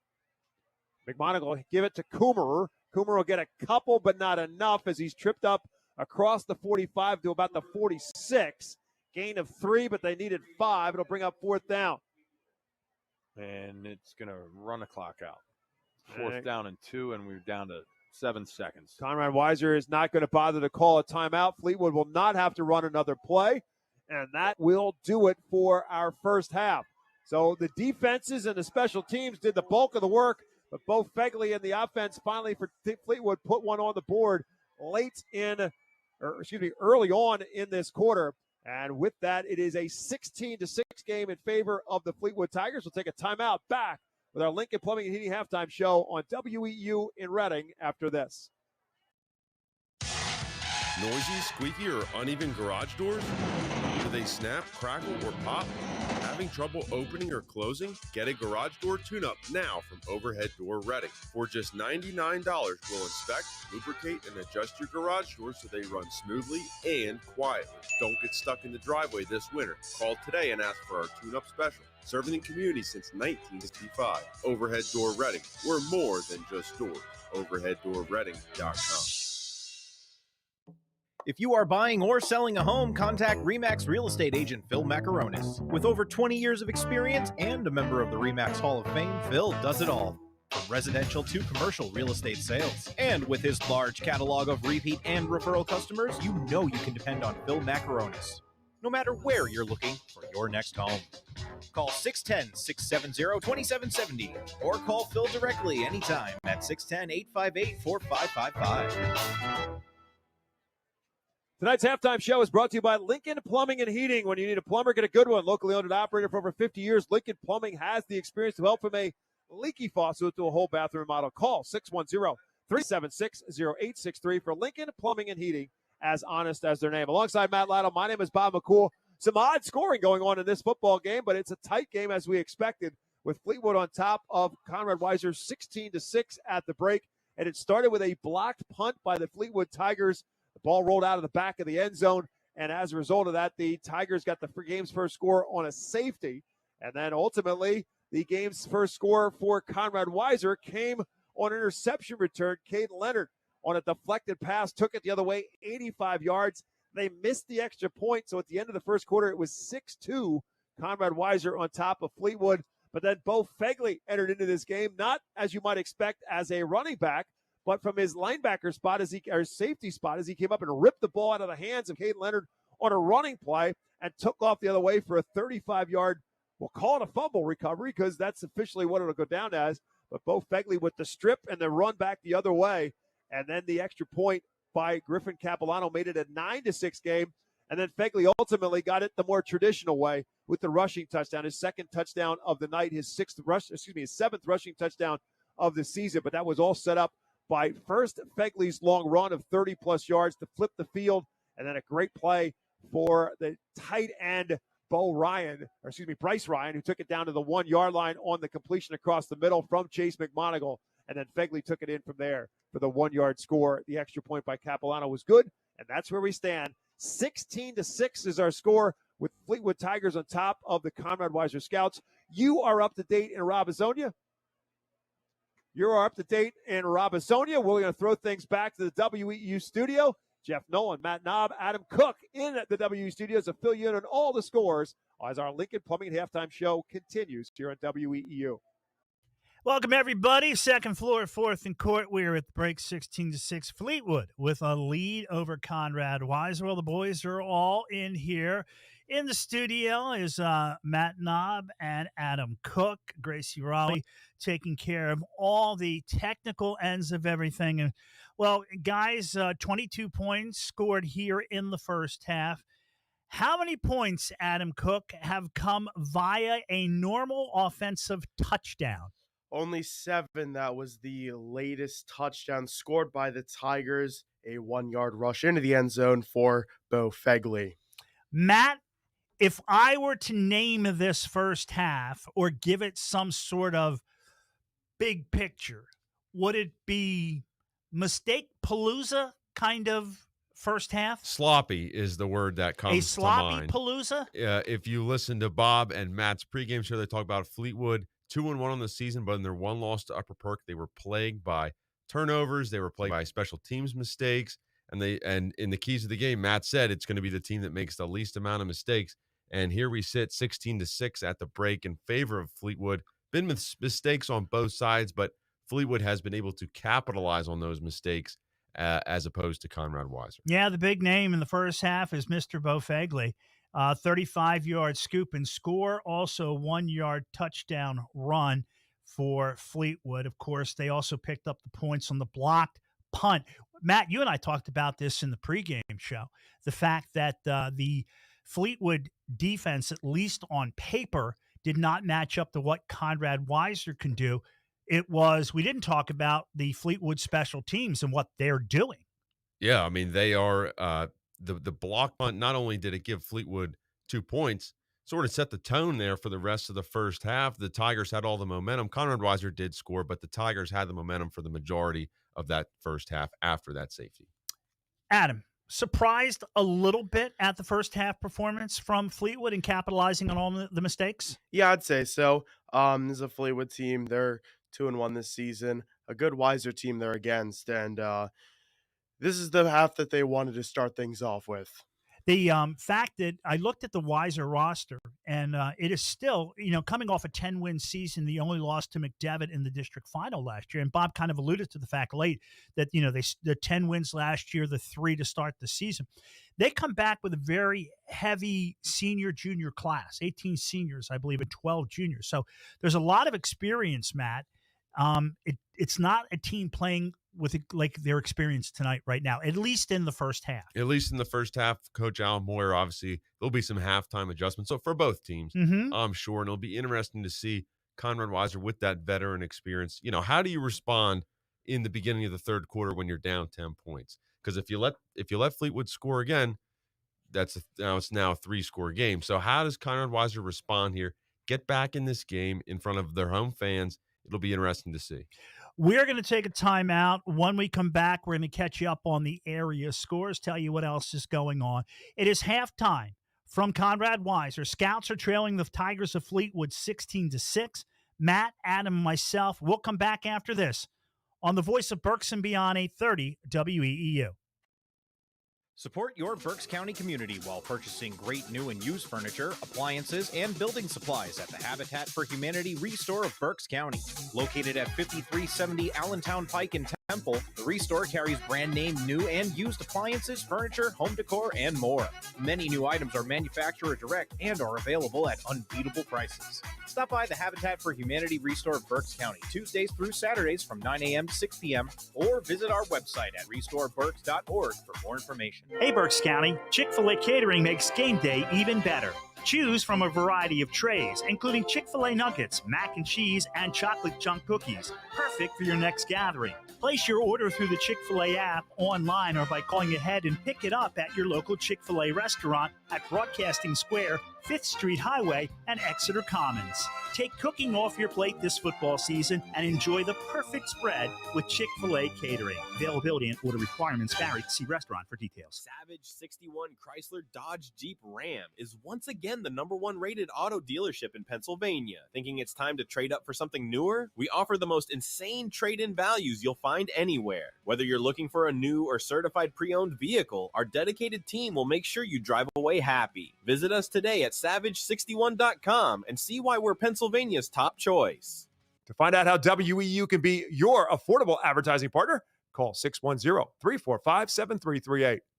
Settled in nicely at the half. Welcome back, everybody, and our halftime report. 16-6, Fleetwood with a road lead over Conrad Weiser at the break. The boys are all here. Matt Knob, along with Adam Cook. I'm Jeff Nolan. Cue up that orchestra, Matt, because even though Sean's not here, all the wind instruments and the string instruments are in place. Nothing changes. Here we go. Well, for the Wilson Bulldogs, stung with their first loss last week to Nazareth, showing no mercy on Reading tonight at home, 42-0 over the Red Knights. Red Knights just 20 points in 3 games so far this season. Not much is changing there. Manheim Township with a non-league game tonight. Adam against Plymouth Whitemarsh. Blue Streaks leading 21-14 in this one. Hey, Jack Kennedy, the quarterback from Manheim Township. Who's his favorite receiver right now? Darius Dixon. 2 times they hooked up in the first half, didn't they? Yes, they did, Jeff. Matty, Cedar Crest and Penn Manor. Penn Manor down on their luck at 0-3. Any chance of picking up a win tonight? It's going to be a tough road to hoe. Cedar Crest is up 27-7 in the second quarter. Isaiah Zimmerman, 345 yards and 4 touchdowns already, Jeff. Ooh, no. Just ignore the information. Ignore what the man said. Excuse what I said. Ignore what the man just said. It's 27-7. Cedar Crest over Penn Manor. Hempfield on the road taking no prisoners against McCaskey tonight, 35-6. Matt Talbot with a 5-yard touchdown run for Hempfield there. Conestoga's good. Adam, how good are they tonight? 21-7 lead over Ephrata. That's a really good matchup between two teams that are 3-0 in Lancaster, Lebanon, Section 2. I'll stay with you there, Addy. Exeter and Governor Mifflin. If anybody can tell me about Exeter, it's you. Eagles leading 29-7 in their first league game against the Mustangs. Leo Brown got it going to the touchdown, and Jake Hafer ran for 2 touchdowns as well at quarterback. Muhlenberg, boy, they are looking to go 4-0, and they're going to get there. They are late in the first half, 34-7 lead over Lebanon. By the way, for Muhlenberg, it's home games the rest of the season starting tonight, so they don't have to travel anywhere but from their cars to the locker room to the field. That is a beautiful thing. Cocalico, Matty, they're on the road against Garden Spot, and let's plan a score for everybody here. Cocalico, an uncharacteristic 0-3 start. They're trying to change that tonight. 21-14, they lead Garden Spot. Dane Horning with a 49-yard touchdown run for Cocalico. Now, we know Bermudian Springs is a playoff team at 3A, taking on 5A Manheim Central, and it's a bit of a struggle for Manheim Central, Adam. Yeah, 14-6, the Barons lead right now. Solanco against Warwick in a good battle in Section 3. Solanco, Matt and them were kidding me, right? Solanco, Matty, I got it. Solanco leads Warwick 21-0. Hey, let's take a timeout. We're going to come back in a little bit. We've got more scores. Halftime of our game right now, Fleetwood with a 16-6 lead over Conrad Weiser. You're listening to the Halftime Report on the voice of Berks and Beyond, 830 WEEU. If you are buying or selling a home, contact RE/MAX real estate agent Phil Macaronis. With over 20 years of experience and a member of the RE/MAX Hall of Fame, Phil does it all, from residential to commercial real estate sales. And with his large catalog of repeat and referral customers, you know you can depend on Phil Macaronis, no matter where you're looking for your next home. Call 610-858-4555. Dripping faucet, AC on the fritz, breakers keep tripping. For 30 years, we've handled everything from routine maintenance to full system installs. Residential and commercial, we're fast, fair, and always reliable. Call 877-KEITH for you. That's 877-KEATH for you. Or visit carlkeith.com. Solving problems since before AI was a thing. Back here in the studio, second floor, 4th and Court, as we continue to roll halftime scores. Once again, our game, it is Fleetwood with a 16-6 lead over Conrad Weiser, as we once again cue up the music that we love so much. All right, here we go. Octorara, Daniel Boone. Tough season for Daniel Boone. Tough night at the break. Octorara at home has a 20-6 lead there. Why am missing? Putting a lot of points on the board tonight, Adam. They hit the road on this Friday night at the half. Spartans lead 35-0. It's tough, Matt, because Northern Lebanon, in the two meetings that they've met up against Wyomissing prior to, outscored 107-3. I'm going to show off my Neshaminy math right here. So now through 2.5 games, it is 142-3 in 2.5 meetings against Northern Lebanon. Has been outscored against Wyomissing. All right, Twin Valley, Matt, how about that one right there? Speaking of points, they brought a lot with them against Elko. Twin Valley, 53, Elko, nothing. The Raiders' defense even scoring some points. They scored 2 safeties, 7 touchdowns and 2 safeties gives you 53. How's that for math? Woo! And that man's not even using a calculator, or 7 people with 8 fingers. All right, how about this? Lampeter, Strasburg, and Donegal there, Addy. LS leads 23-6 at the half. Pioneers looking to improve to 3-1 at home. Hey, so Kutztown and Schuylkill Valley, they're a little bit of a slobber knocker up there. 13-7, Schuylkill Valley with a late first half lead over the Cougars, who have rushed for over 1,200 yards so far this season. Finding them hard to get tonight. Speaking of hard to get, points not hard to get for Berks Catholic on the road, Addy, against Pequay Valley. 27-0. Berks Catholic, they're rolling at the half. Nate Bagley got his first win as a head coach at Columbia last Saturday. Is he going to get number 2, Matt? Because it's interesting against Lancaster Catholic. Yes, they lead Lancaster Catholic 9-0 in the second quarter. Anvil Cleona looking for win number 3 against a single loss. They are shutting out Hamburg on the road tonight, 21-0 at the break. Speaking of halftime scores, we go off the grid a little bit. Battle in the SOL National down at the Ridge, Heartbreak Ridge to be exact. North Penn leads Neshaminy 14-12. Following that Susquehanna-West Perry game, 14-0 is the latest score we have from Susquehanna over West Perry. Jack Gleckler is going to tell us about Central York and Spring Grove, 2 unbeaten teams coming into the night. It's not going to end that way. Central York just putting a pounding on Spring Grove, 43-6. Saturday game to tell you about, well, that's going to be Elizabethtown on the road against South Philly. What's happening on the scoreboard show? Well, we're going to get a visit post-game from Jared Gleckler. He is at the Exeter Mifflin game. Also, Travis Sparks is going to join us. He took in the McDevitt Senior Cedar Cliff action. Spring Grove, Central York, that is going to be the York Daily Record. Jack Gleckler, as I talked about. Bob McCool will wrap up the Fleetwood Conrad Weiser matchup, and we'll talk to Billy Splain, and he explains it all at 11:05. All right, that's all the time that we have. We'll see you on the post-game show. For Matt and Adam, I'm Jeff. We take a break and send it back to Conrad Weiser with Bob McCool and Matt Lytle.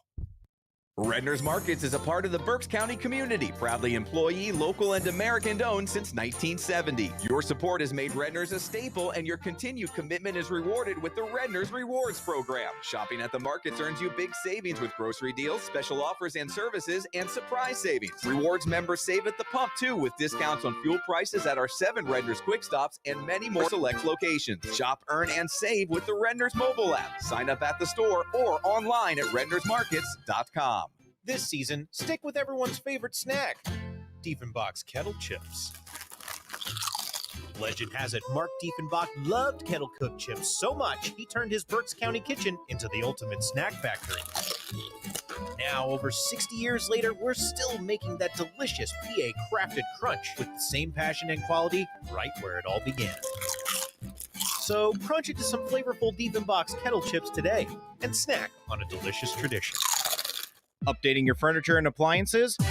The Habitat for Humanity Restore of Berks County can help. The Restore offers free pickup of your gently used furniture and appliances from your Berks County home. We offer convenient scheduling for our free pickups through our website, restoreberks.org. Located at 5370 Allentown Pike in Temple, the Restore is open from 9 a.m. to 6 p.m. Tuesdays through Saturdays. You might just find that special thing to tie the room together at the Restore. Support your community with your donation to the Habitat for Humanity Restore of Berks County. This season, stick with everyone's favorite snack, Diefenbach's Kettle Chips. Legend has it Mark Diefenbach loved kettle cooked chips so much he turned his Berks County kitchen into the ultimate snack factory. Now, over 60 years later, we're still making that delicious PA crafted crunch with the same passion and quality right where it all began. So crunch into some flavorful Diefenbach's Kettle Chips today and snack on a delicious tradition. Welcome back to our Lincoln Plumbing and Heating halftime show. Again, the Conrad Weiser Scouts, the Fleetwood Tigers, and it's the Tigers on top by a score of 16-6. So some defensive scores and some special team scores as well. A block punt leading to a 2-0 lead for Fleetwood on the safety. And then the Caden Leonard 85-yard interception return for Conrad Weiser. Extra point was blocked to give them a 6-2 lead. Then Bo Fegley with the strip and the score the other way, running at 35 yards for a touchdown. The extra point put Fleetwood back up on top 9-6. And then Fegley takes it in for a 1-yard touchdown run. The only offense scored by the offense in this football game. The only points scored by the offense on that 1-yard touchdown run for Bo Fegley. That's how we've got a 16-6 lead. Team still waiting for the two teams to come back on the field. Gives us an opportunity to set you up for what lies ahead over the course of this weekend here on WEEU beginning tomorrow. Penn State takes on Villanova. Nittany Extra presented by Appella Wealth in Wyomissing gets it started at 1:30, followed by Penn State pregame show at 2 o'clock. Then Steve Jones and Jack Ham with the call of the game, Penn State and Villanova. Then Sunday, it's a doubleheader of sports on WEEU, starting with the Philadelphia Phillies, who right now lead the Kansas City Royals by a score of 6-1. Phillies and Royals Sunday afternoon at 1:35 in that series finale. And then Sunday afternoon, Eagles and Kansas City Chiefs. Mel Reese and Mike Quick will have the call of the game from Kansas City in the rematch of last year's Super Bowl. Of course, the Eagles and the Kansas City Chiefs beginning at 4:25. Our high school football game of the week. Next Friday night, we will be at the Farino Sports Complex. You just heard the guys back in the WE studios giving the scoreboard update with Berks Catholic was on top of Pequay Valley. That's where the Saints will be with the Saints next week as they take on Lancaster Catholic. Big matchup in Section 5 of the LL next Friday night. Lancaster Catholic against Berks Catholic. And, of course, our pregame show gets underway at 6:30. That's what's on the immediate horizon. Matt Ladd, I got to ask you your thoughts. Sunday afternoon, Eagles and Chiefs. Chiefs would be 0-2 if the Eagles can do what they did to the Kansas City Chiefs in the Super Bowl, and that's take the W. Then the Eagles go to Kansas City and come out 2-0. I absolutely see a repeat. Eagles are going to beat them in Kansas City. The teams to beat in the AFC this year, Buffalo Bills You're gonna say that. and the Baltimore Ravens. Yeah. Those two teams are tough. That was a heck of a football game the other night, with that certain Sunday night between the Baltimore and between the Ravens and the Bills. Yeah, incredible. Yeah, and then you got Pittsburgh, who might be the dark horse. I mean, Aaron Rodgers has something to prove, and when you're playing with something to prove, he's a good one. Yeah, I mean, he's a Hall of Fame quarterback. If he doesn't implode the locker room, the Steelers might be the team to beat. I mean, look, the Steelers have never had a player like Aaron Rodgers in two ways. One, in terms of the quarterback talent level that Aaron Rodgers brings to the table, and, of course, a guy who is a little bit of a lightning rod as well at the quarterback spot in Aaron Rodgers. There's always been kind of corporate soldiers along the way as the quarterback in Pittsburgh, even for a guy like all the way back to a Terry Bradshaw, who might have had his head-butting moments with Chuck Noll, but he never won any of them. Chuck Noll always got his way. It'll be a little bit different to see how Aaron Rodgers, but if he keeps winning football games like he did the first weekend of the season, well, then that might change things in the Steelers and Aaron Rodgers. So it'll be interesting. But again, the Eagles and the Kansas City Chiefs on Sunday. I also have to tell you from the quarterback spot, I thought opening night against the Cowboys, everything else, all the other nonsense aside, I thought Jalen Hurts was flawless in that game. Just his decision-making in that game, when to go, when not to go, whether to throw it, all that stuff. I thought Jalen Hurts played one of his best games in his career. He executed very well, but I tell you what, on the other side of the ball, Dak Prescott played a great game too. Unfortunately, his receiver had sticky fingers or banana fingers, whatever you want to call it. He had trouble bringing the ball in, and Dak Prescott put him on the money. So I thought he played it very well. Cowboys were in that game the whole way. Yeah, they were, for sure. Had the opportunity maybe to score and win the football game. But again, Eagles and Chiefs Sunday afternoon here on WEEU. As we get our second half underway tonight, it will be Fleetwood who gets the football to start the second half. Again, maybe not ending the way Fleetwood would have liked it to after they had the football back with 39.5 seconds left to go. Again, they only had the one timeout left because they had to burn a couple of them earlier on, one in the first quarter and then another one early on in the second quarter. And the Fleetwood Tigers ultimately ended up running out of time and just let the clock end. But Steve Pangburn maybe knowing, hey, we got the football to start the second half. Let's not make a mistake here. Let's get the football to start half number 2. So let's see how this one unfolds. Again, Fleetwood trying to beat a Conrad Weiser football team that beat them last year on Fleetwood's home field 35-7. But a lot went down the graduation aisle for that 10-0 Conrad Weiser team in the regular season, 10-1 finish to the year for the Scouts a year ago, including Donovan Gingrich, who's now playing his football at Bloomsburg University. So the Tigers and the Scouts ready to go for half number 2. And the second half kickoff is presented to you by Financial Planning Advisors. Their team of professional advisors can help guide your investment planning, retirement planning, or planning for the costs of your child's college education. Less than 2% of high school athletes receive a college scholarship. Financial Planning Advisors can help you plan for increasing costs of college. Get Financial Planning Advisors working for your team. Call them at 610-376-6334 or go to financialpa.com. Again, the Tigers will get the football to start half number 2. Chase McMonigle, 5 for 9, throwing the football for 64 yards and that one interception. Of course, it went the other way with Caden Leonard getting the pick 6 for Conrad Weiser. Bo Fegley with 9 carries and 68 yards in the first half with his 7th rushing touchdown, and he had that fumble recovery for the score as well. Connor Sellers actually put together a string of 6 straight completions at one point in time for the Scouts in the first half. He goes 6 for 10 in the first half for 65 yards. Javian Rivera, their top running back, off to a good start, and then it kind of slowed down for Rivera and the running game for the Scouts. He ends up with 11 carries unofficially for 51 yards in the first half. And again, his sidekick in the backfield, unfortunately for Conrad Weiser and Braden Schweitzer, not able to get out on the field tonight. Alan Moyer hoping that maybe felt like he was a game-time decision, but unfortunately it doesn't look like that was the case for Schweitzer. He was able to go tonight. So it's been mostly Rivera on his own toting the football for the Scouts in half number 1. So Owen Spang has the ball on the tee, and the return men for Fleetwood will be Bo Fegley and Nate Coomer as we're ready to get our second half underway. 16-6 our score. Fleetwood on top of Conrad Weiser. Opening night of Lancaster-Lebanon section play all throughout the league in this week 4 of the high school football season. If you blinked, we are at the half. When next Friday rolls around, it's the halfway mark of the high school football season, whether you realize it or not. Half for those that are not going to make the postseason, that is. It's a high short kick. Chase Adams will field it about the 27. He is hit immediately at about the 30, and that's it.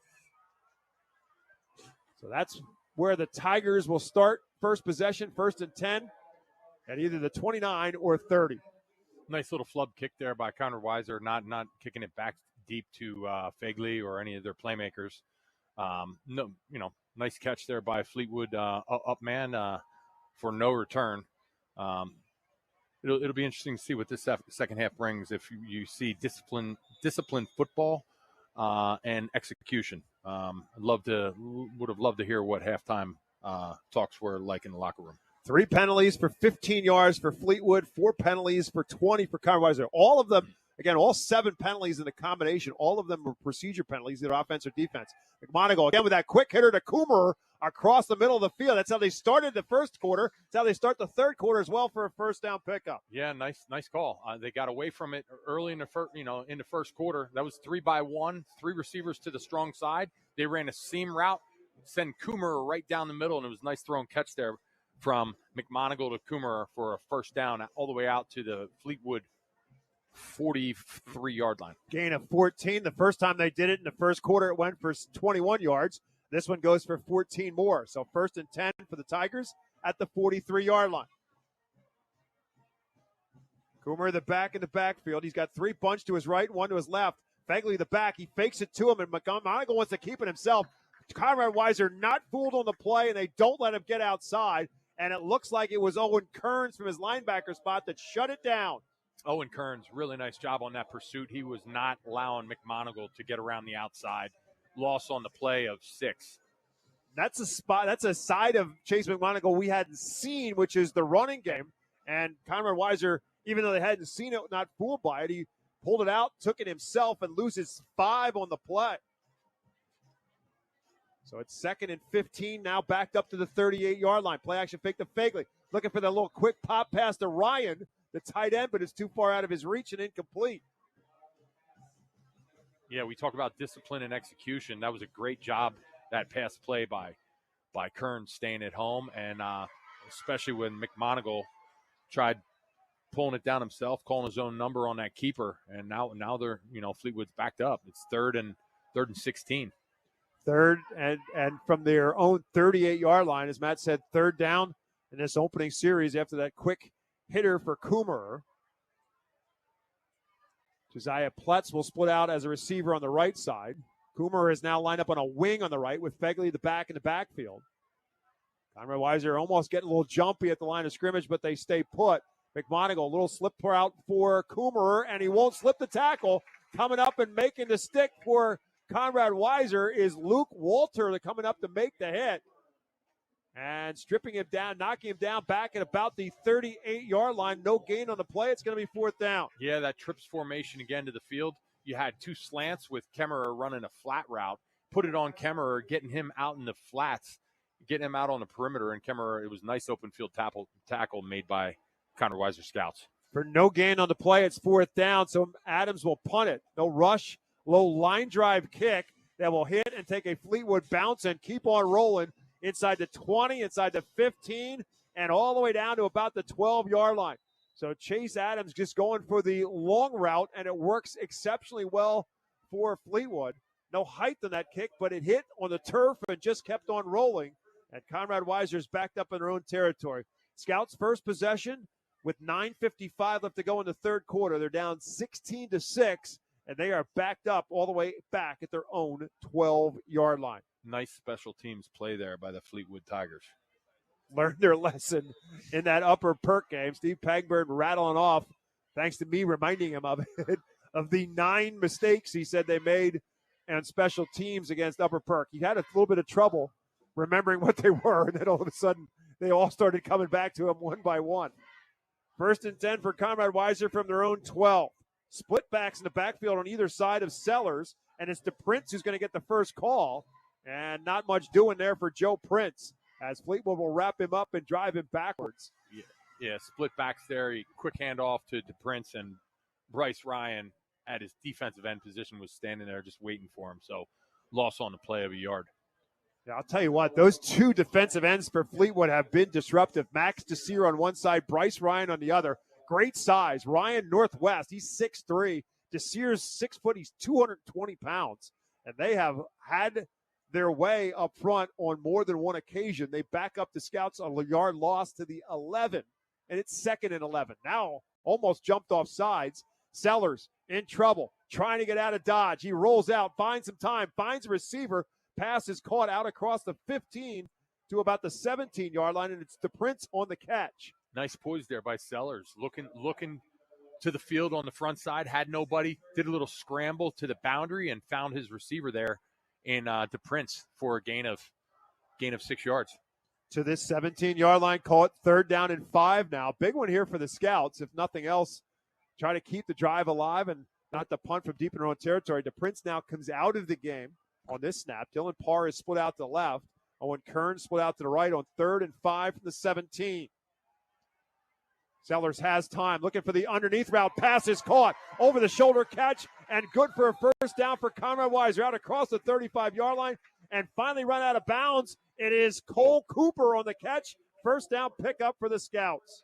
Nice throw and catch there by Sellers to Cooper. Out route, two-man route, and right over the shoulder catch on the run allowed him to get yards after the catch. Great throw and catch by the Weiser Scouts. 20 yards on the hookup to Cooper. 1st and 10 at the 37-yard line. Looking for that home run to Kearns this time. And this time it's too far and over his head and incomplete. Great play call there. That was a pump wide receiver screen to Cooper and go route there by Kearns. And Kearns was just a smidge too deep there by Sellers. Sellers going to watch that in the film room tomorrow and wish he had that one back. Sellers having his best night so far as a Conrad Weiser quarterback. He's 8 for 13 now for 91 yards. And he's got his team in a 2nd and 10 from the 37-yard line. 2 receivers each way and a back in the backfield in Rivera. Sellers wants it himself. Again, buys himself some time. Rolls out, has a man. Pass is caught at the Tiger 40-yard line and inside the 35 and down to the 30. And that is Caden Leonard on the first down hookup. Another nice throw. Showing poise there by Sellers. Rolling out to his right. Hits Leonard down the field on a deep ball along the boundary on the Tigers sidelines. That's a 33-yard pickup for Conrad Weiser on the scramble play by Sellers down to the Tiger 30.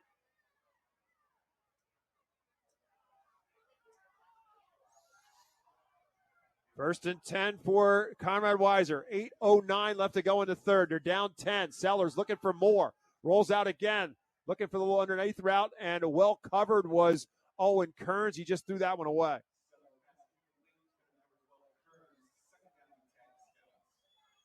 Yeah, smart play there by Sellers, just getting rid of the ball, getting it out of bounds. Sellers also finding a number of different receivers in this football game. I said he's got 8 pass completions. And he's found 6 different receivers throughout the night, including that really great over the shoulder catch by Cooper. Yeah.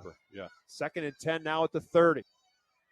This is career high for Sellers already. Absolutely. Number of throws in a game. All but doubled it. Here's a little end around for Leonard. Leonard inside the 25 on the handoff on the sweep. Leonard takes it out of bounds, close to the 21, a little short of the first down, but it'll be 3rd and short coming up for Conrad Weiser. Yeah, nice glorified sweep there. They had 3 receivers to the field, and they bring Leonard across. They bring, Caden Leonard across the field, handed off to him in the backfield on a glorified sweep. 3rd down and a yard remaining. So the Scouts finding ways to get Caden Leonard in on the offense tonight. He, of course, had that 85-yard interception return for their only score. Looking to change that here. 3rd and 1 from the 21. Movement before the snap. Cole Cooper, who was lined up as a wing, got a little jumpy and moved before the snap of the football. And that's going to cost the Scouts 5. Back to the 26. It'll be 3rd and 6. 3rd and 1, back to a 3rd and 6. Shooting yourselves in the foot right here for the Conrad Weiser Scouts, making it down distance a little bit more difficult on 3rd down. Theoretically, they're more than likely in 4-down territory here. Kearns will split out to the right, Parr to the left. Again, Cooper's in that wing on the left side with Rivera in the backfield with Sellers. Sellers looking left all the way. A little pump and go. Looking for Dylan Parr. Parr makes a catch inside the 10. Wrapped up immediately. Ball stripped out of his hands and out of bounds. It'll stay Conrad Weiser football, and it's 1st and goal for the Scouts. Nice play by Dylan Parr. catching that ball, and he smacked it away. It was stripped. It was like a fumble, and Parr knocked it out of bounds to remain in possession. That ball actually was underthrown by Sellers. If Sellers would have got more on that, it would have been a touchdown. Parr was behind his defender by 3 yards and had to wait on it. So instead, it's 1st and goal to go now for the Scouts at the 8-yard line. Rivera the back in the backfield, toss sweep to him. Rivera looking for a block to seal the edge. He'll go up instead. And Javian Rivera, did he get in the end zone? He did. Somehow or another, Javian Rivera worked his way through a lot of traffic and takes it in for the touchdown for Conrad Weiser. Yeah, showing his speed off tackle there. He dipped it up, ducked his shoulders up, going upfield, and then kicked it outside with his speed. Showed his speed all the way to the pylon. Touchdown, Conrad Weiser Scouts, and Jaden Rivera showing his speed. So now on to attempt the extra point is Owen Spang. Sellers is the holder for the Scouts.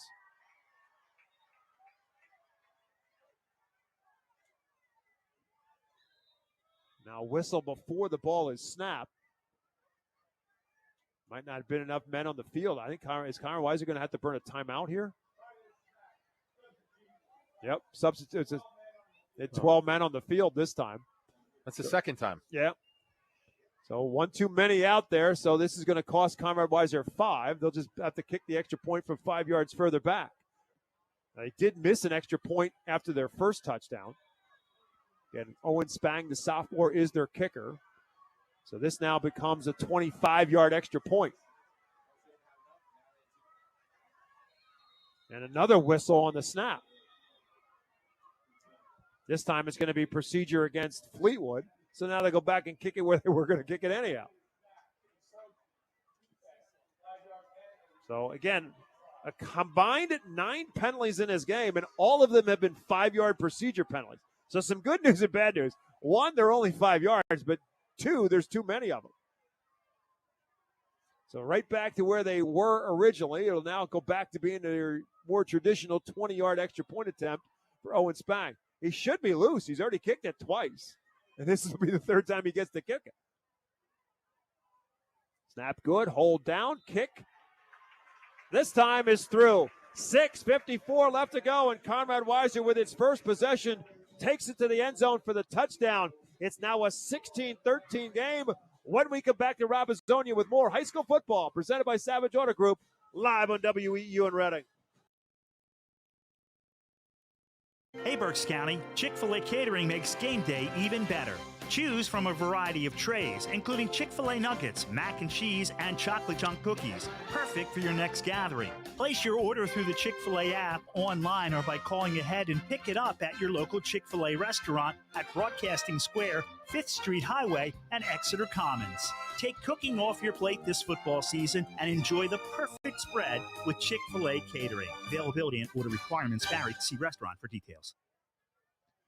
Tomorrow, the region's hotspot at home decor, Anita Trinket in Fleetwood, is hosting a fall open house with vintage and locally made items like live Edgewood furniture and farmhouse lighting. These unique finds will make your home stand out. Anita Trinket offers DIY classes, an intimate room rental, and so much more.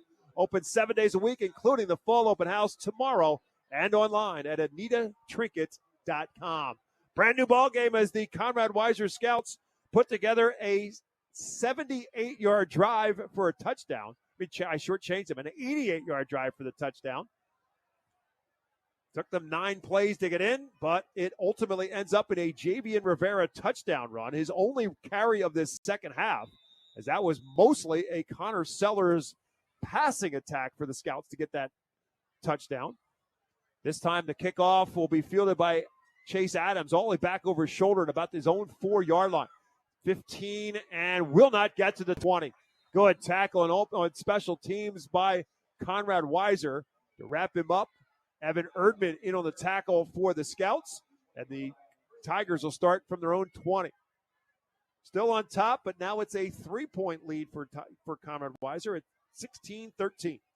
Erdman and Kearns. Owen Kearns been calling his name quite a bit tonight. He's been making some good plays on defense and some nice offensive plays as well. He's a senior, 6 foot, 180-pound receiver, defensive back for the Scouts. 1st and 10 for the Tigers from their own 20. They're going to split the backs this time, either side of McMonigle. It's actually the fullback in there on the right side, and Fegley on the left, and it's Fegley. The ball's up in the air. Ball is loose. I think McMonagle slipped in from behind and picked it up on a bounce and basically back to the line of scrimmage. It's a huge break there for Fleetwood. Fegley took that handoff, and the ball popped straight up in the air. Got hit, ball popped straight up in the air, and McMonagle saw it happen and quickly dove on the ball to keep it in Fleetwood's possession. And it looks like we got Booth down. I think that's Booth down on the field with an injury. I believe you are correct. So right now the injury timeout for the Conrad Weiser Scouts. And we told you a little bit in the pregame show, the Scouts banged up front and already down a couple of men up front. And so they really can't afford to lose a whole lot more. And big Eugene Booth, who doubled up at center, they really would prefer that he's just playing as a defensive tackle, but forced to play both sides of the line of scrimmage. He is up and walking off his field off the field in his own power. He's 6'2", 285, now jogging off the field. So good sign to see Eugene Booth probably out for a couple plays before he's back in there. But a huge break there for Fleetwood as the ball, as Matt said, popped up in the air, landed on the ground, landed on a bounce, and McMonagle was there to pick it up and get tackled at the line of scrimmage at 2nd and 10. So Fleetwood has turned it over once. Conrad Weiser has turned it over once. Seems like more because both of those turnovers were directly resulted in a score. Interception return for a touchdown, a fumble return for a score as well. 2nd and 10 from the 20. Here's Fegley trying to get outside. He will not get outside. He will get popped. Wow. Coming up and making the stick was Luke Walter. Luke Walter, he's a junior. He's 5'7", 160 pounds, outside linebacker. That was impressive. He ran through Fegley and just wrapped him up and drove him backwards. Great open field tackle by number 20. And a flag on the play as well. There was no gain on the play. It would have been 3rd and 10 at the 20. But it looks like they are going to back up Fleetwood instead. And the ball's going to get backed up to the 10. So it'll remain 2nd down, a holding penalty against Fleetwood. Instead of 3rd and 10 at the 20, the Scouts will take the penalty, make it 2nd and 20 back at the 10.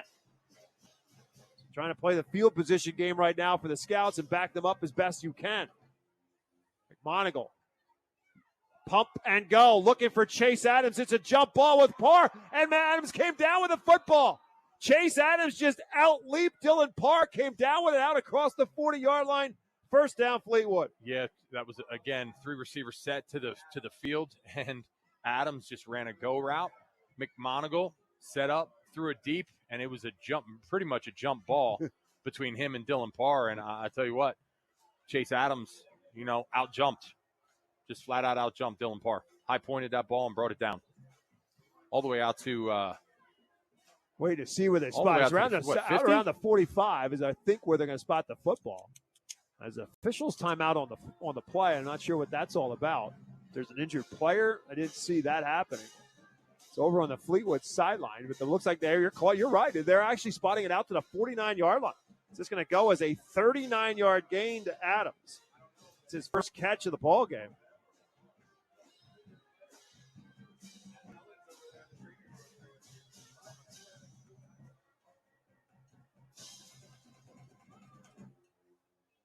Not sure if somebody on the sidelines. They're marking it back. Yeah, I didn't think it was that far out. 40, it's 44. That makes a lot more sense. It's only 5 yards, but so it's a 34-yard gain on a great play by Chase Adams. This is his first catch of the game. Adams' 5th catch of the season. But more importantly, he's talking about flipping the field from the 10 to the 44. That's a shifting now for the Fleetwood Tigers as Pletz goes from the right side to the left. 1st and 10 from the 44. Handoff for Fegley, trying to get outside.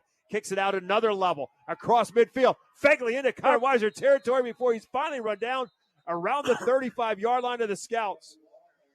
Bo Fegley all of a sudden just kicked it up the field and turned it up another notch. Fegley did. He turned that extra gear, sprinted up the sidelines, and it was great pursuit there. That was number 29?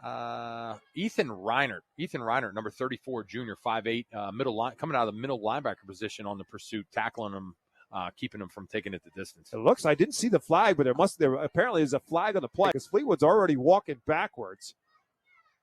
And it's going to be a hold against Fleetwood. So wipe out the big gain for Bo Fegley and another holding penalty. The second holding penalty for Fleetwood in this drive is going to back them up to their own 41. So instead of being at the Scout 35, they're backed up to their own 41.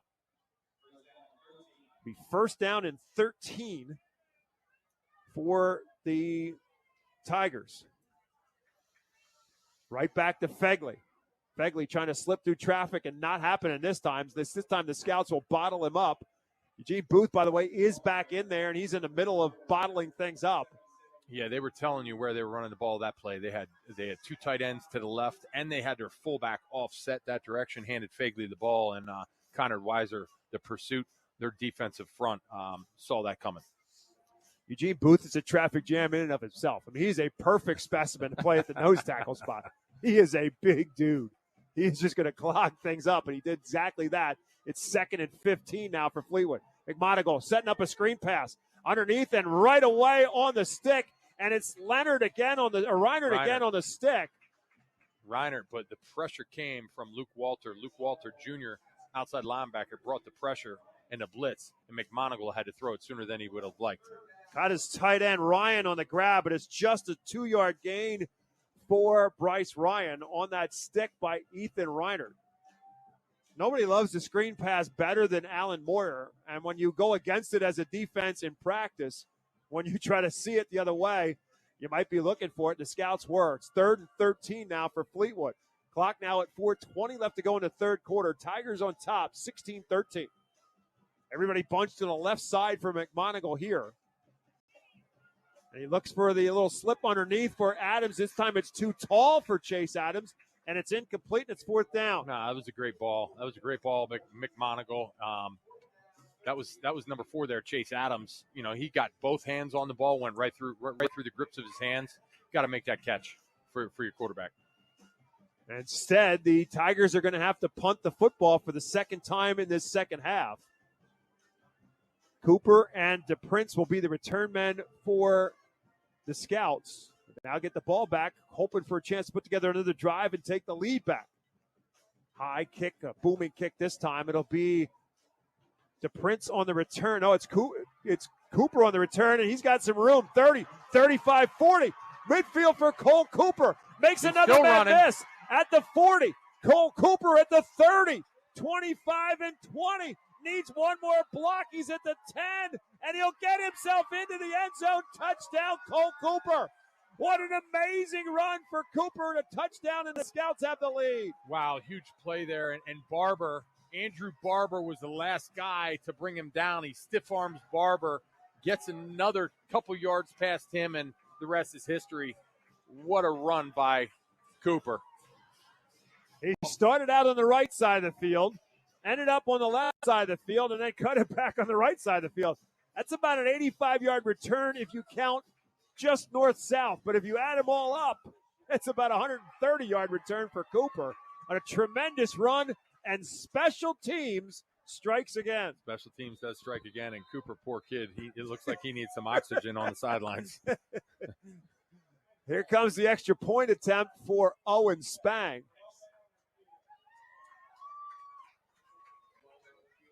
And this time it looks like Fleetwood had too many men on the field. Conrad Weiser is going to decline that. They'll just take the extra point attempt. So the sophomore Cole Cooper getting a chance on special teams and making the most of it. And the extra point this time from Spang is good.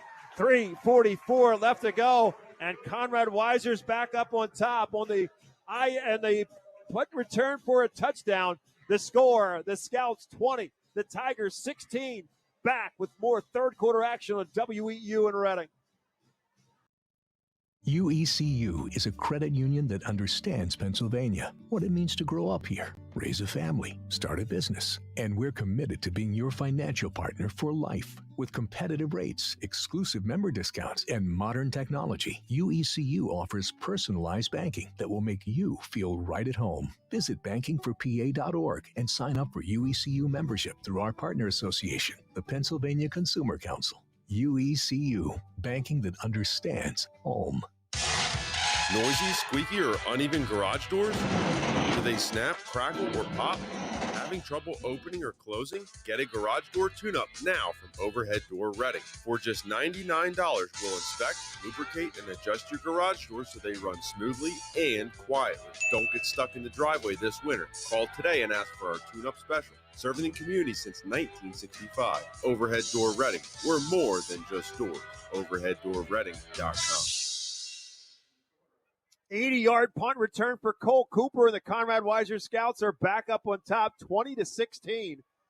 It's been all Scouts so far here in this third quarter. Can the Fleetwood Tigers recover from the gut punch that the Scouts have delivered here in period number 3? Adams and Coomer are the return men. This is going to be a touchback, as neither one was able to wanted to field that ball, hit the one and rolled in the end zone. So the Tigers up by 10 at halftime, now trail by 4. Still a ton of time left to go in the football game. 3:44 left to go in the third, and the Tigers will have it first and 10 at their own 20.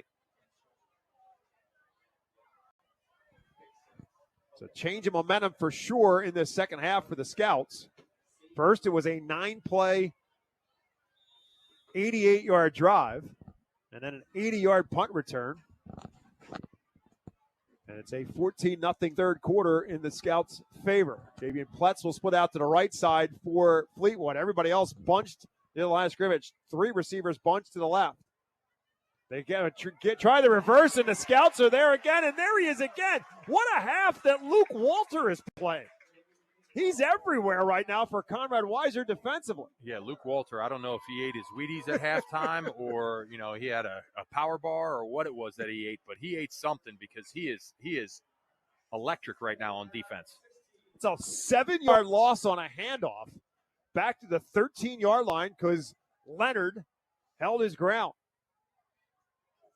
Second down and 17, back at the 13. Bagley the back in the backfield with McMonigal. Sidecar to his left. Coomer goes in motion. They're going to flip it out to him on a screen pass.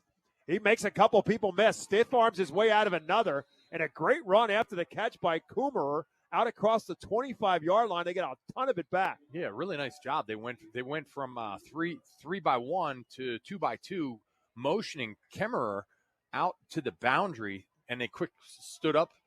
McMonigal stood up, threw him the ball, got him the ball out in space, and nice run there by Kemmerer, getting the ball upfield or catch and run, yards after the catch for running back. 14 yards on that pickup. So they went from 2nd and 7 to 3rd and 3. Coomer now will come out. Chase Adams comes in his replacement. He split out to the left side with Pletz on the right. The give is to Fegley. He's hit immediately, tries to spin out of that tackle and cannot. Conrad Weiser will wrap him up. Great job by the Scouts up front. And they do not let Bo Fegley get loose, and he is brought down right around the line of scrimmage. Maybe got a yard. That's it. It's going to be 4th down. Yeah, that was Reinert. And again, Luke Walter in on the stop. 4th, and we'll call it a long 2 for Fleetwood, and Chase Adams is going to have to punt the football again. Cooper has oxygen back in his lungs. He's back there as a return man, along with Joe DePrince. No real rush for the Scouts. High short kick in the direction of DePrince, go figure, and he'll make the fair catch. They saw enough of Cole Cooper in the last one. Kicked it away from him, and DePrince calls for the fair catch. Scouts get it back, and they got pretty good field position. With 1:33 left to go in the third quarter, they're on top 20-16, and they've got the football to start this possession, their second of the second half, from the 42.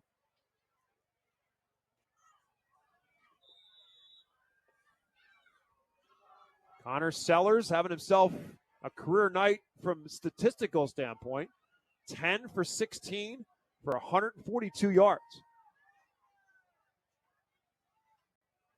He's got backs on either side of him. And the give is to Cooper. And Cooper bounces off a tackle and takes that tackler with him across the 45 to about the 48. And Cole Cooper on the run picks up 6 yards. Nice downhill run in there by Cooper. 4-6 yards, lowering his shoulder up the middle, following Big Daddy Booth. We said that Alan Moore told us before the game that without Braden Schweitzer in there, he was going to have to go by committee. And that's what he's done. But right now that committee is a committee of one in Cole Cooper. After that 6-yard run, it's 2nd and 4. This time it's Rivera. Rivera gets a little but not a lot. Mapped up immediately. Gabe Narvez, defensive tackle, wraps him up at midfield. Gain of 2, it's 3rd and 2. Yeah, Narvez sniffed that out from his defensive line position. Rivera didn't have much of an opportunity. This might be the final play of the third quarter. 3rd down and 2 for the Scouts right at midfield.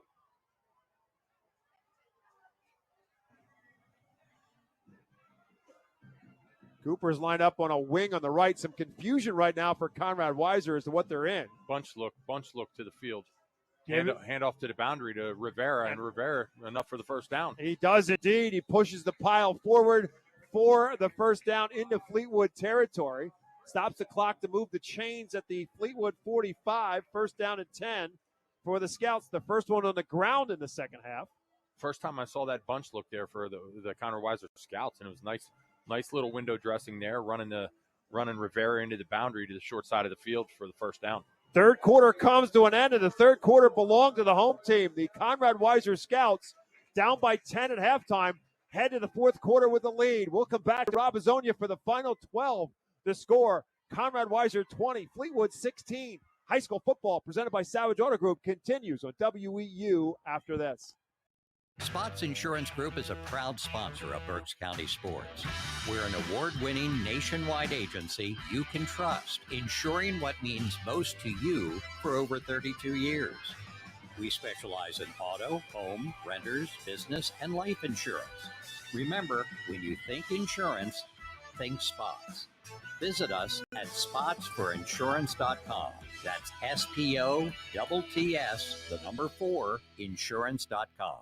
Savage 61 Chrysler Dodge Jeep Ram is once again the #1 rated auto dealership in Pennsylvania. Thinking it's time to trade up for something newer? We offer the most insane trade-in values you'll find anywhere. Whether you're looking for a new or certified pre-owned vehicle, our dedicated team will make sure you drive away happy. Visit us today at savage61.com and see why we're Pennsylvania's top choice.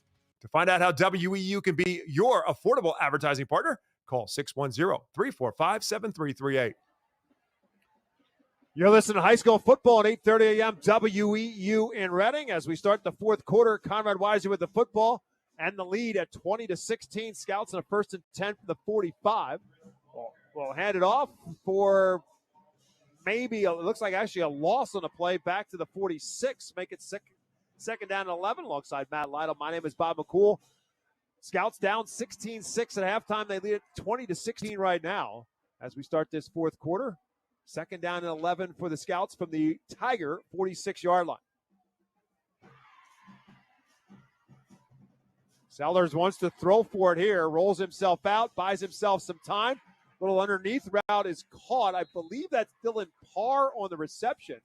Right now blocked by the bench of Conrad Weiser. It is Dylan Parr on their catch at to about the the Tiger 41. Yeah, 2-man route there with Joe DePrince and Dylan Parr on a rollout there by Sellers. Sellers went to the underneath man in Dylan Parr for a gain of about 5. Correct, to the 41. We'll call it 3rd and 6 now. 4th catch of the game now for Dylan Parr, his 10th of the season. He split out to the right, 3 receivers to the left for Conrad Weiser with Cooper in the middle of the 3. Sellers, straight drop, looking for the screen pass, but a flag on the play. I think somebody moved up front for the Scouts. We'll see if that's the call. Wow, great design and setup there on that middle screen. All 4 of the defensive linemen of Fleetwood were coming after Sellers. Sellers got the ball over the middle to his receiver or running back. It was Rivera, and unfortunately it was a penalty on the play. 6th of the game. Start. Yep, 6th of the game for the Scouts. Backs them up to a 3rd down and 11 now. and also kind of takes that thought process out of the equation as well in terms of the play call. Because now you're in a 3rd and 11. Not so much that that's a bad time to go to the screen pass, but now that you just had that thing set up, Fleetwood might be looking for it. Bear the back in the backfield with Sellers. 2 each way for Connor Sellers. Looks right, pump fake, going for Caden Leonard. Over the shoulder, the pass is caught. Flag is down as Leonard is knocked out of bounds. We'll see where they spot him out of bounds. It's inside the 20 at about the 18-yard line. Twins package there. 2 receivers each side of the field. Sellers drops back, throws a beauty over the shoulder to Leonard. Leonard pulls it in nicely, keeps it in bounds all the way down to the 19-yard line. If the play stands, again, a flag was thrown. Sellers is having a day. Yeah, he is. Career day. His career high in passing going into this was in Elko in week 2 of 66. He has way past that and looking to add on to it if this play holds up. Going to be holding against against Fleetwood. The defender on the play was Parker Detweiler. Got caught up in the play and held on. And so the play will stand. It's going to be 1st and 10 at the 19-yard line on a huge gain for the Scouts and a gain of 28. Caden Leonard's having himself a heck of a day as well. Second half, we hear Caden Leonard's. We're hearing. There's a hand. This is a handoff. Trying to get outside is Rivera. Another flag goes down as, actually, that was DePrince on the carry. We talk about younger guys stepping up. You got Caden Leonard. You got Luke Walter on defense. Yeah. I mean, these guys are definitely filling the holes for some of the guys that got injured. So Cole Cooper as well, the sophomore. On that big 80-yard punt return for a touchdown. This looks like a flag against Fleetwood. And therefore, it's going to be a first down once they mark this off. Let's see if it's far enough to mark it off. So another flag against the Tigers defensively. The last one they wiped off. Holding or a personal foul? Or what must be a personal foul. I think it's half the distance to the goal line. They're spotting it inside the 10. Spotting it at the 11, so they actually could get a first down here. 1st and 10 at the 11.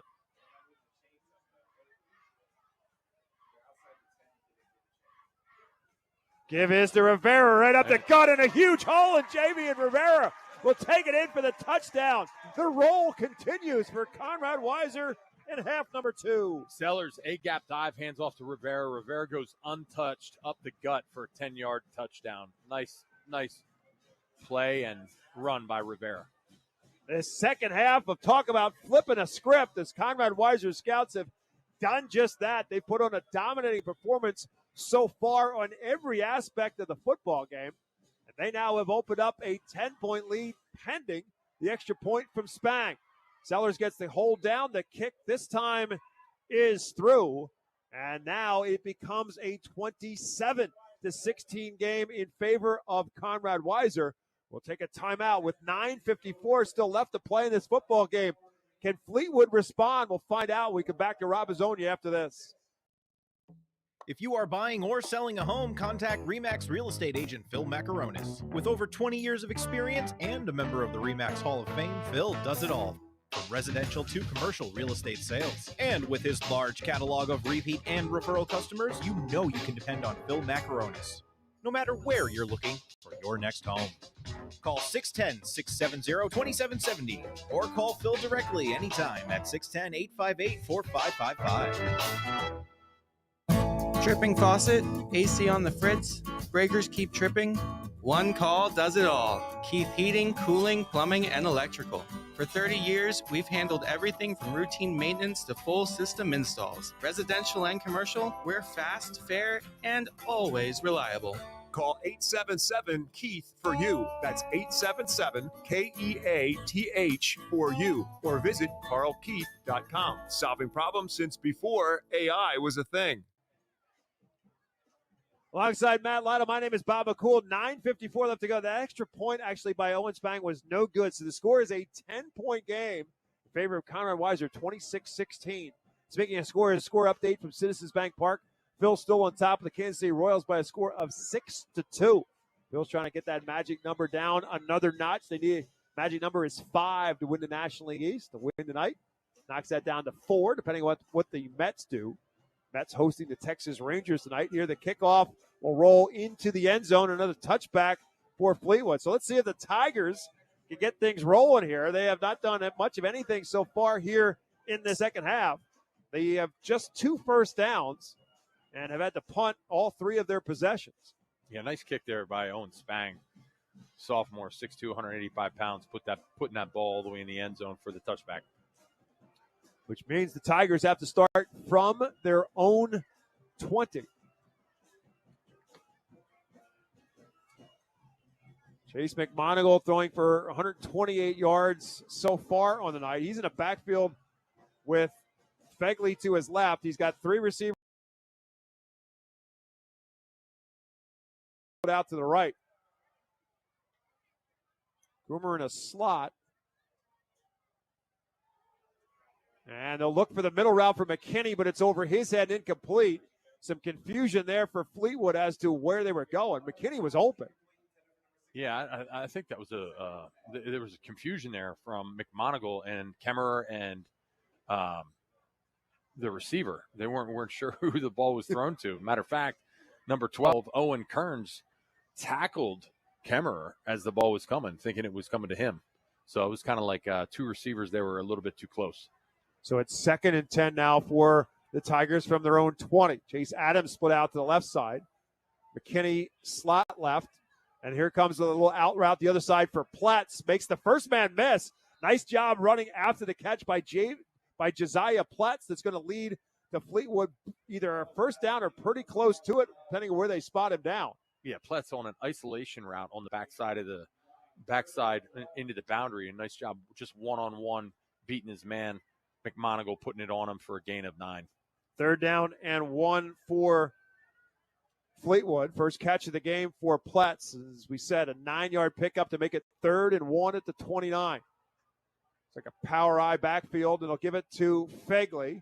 Won't get much. Short. I don't know if he got it. Yeah. Booth and company up front, just stuffing the double A gap, squeezing those A gaps. And Booth, I don't think they're short. Yeah, they are. Looks like it's 4th and 1. Steve Pangburn gamble here. He's lost all the momentum in this game and maybe doesn't want to punt it away. I think he's going to go for it. Yep. 4th down and 1. Might be make or break time for Fleetwood. Give is to Coomer, I think. And again, Conrad Weiser stuffs it. Scouts, of course, pointing that it's not a first down. Let's see what kind of forward progress they give it. Give was to Coomer. Yeah, it looks like. Yep, forward progress, I think, is going to be enough. They need to get to the 30, and that's where Nate Coomer got. So they give it to the smallest back there at 5'4", 130-pound Nate Coomer, hoping he can kind of hide behind some offensive linemen and find his way there, and he did. Yeah, he jukes and ducks, and he's hidden behind that offensive line. Tough to see.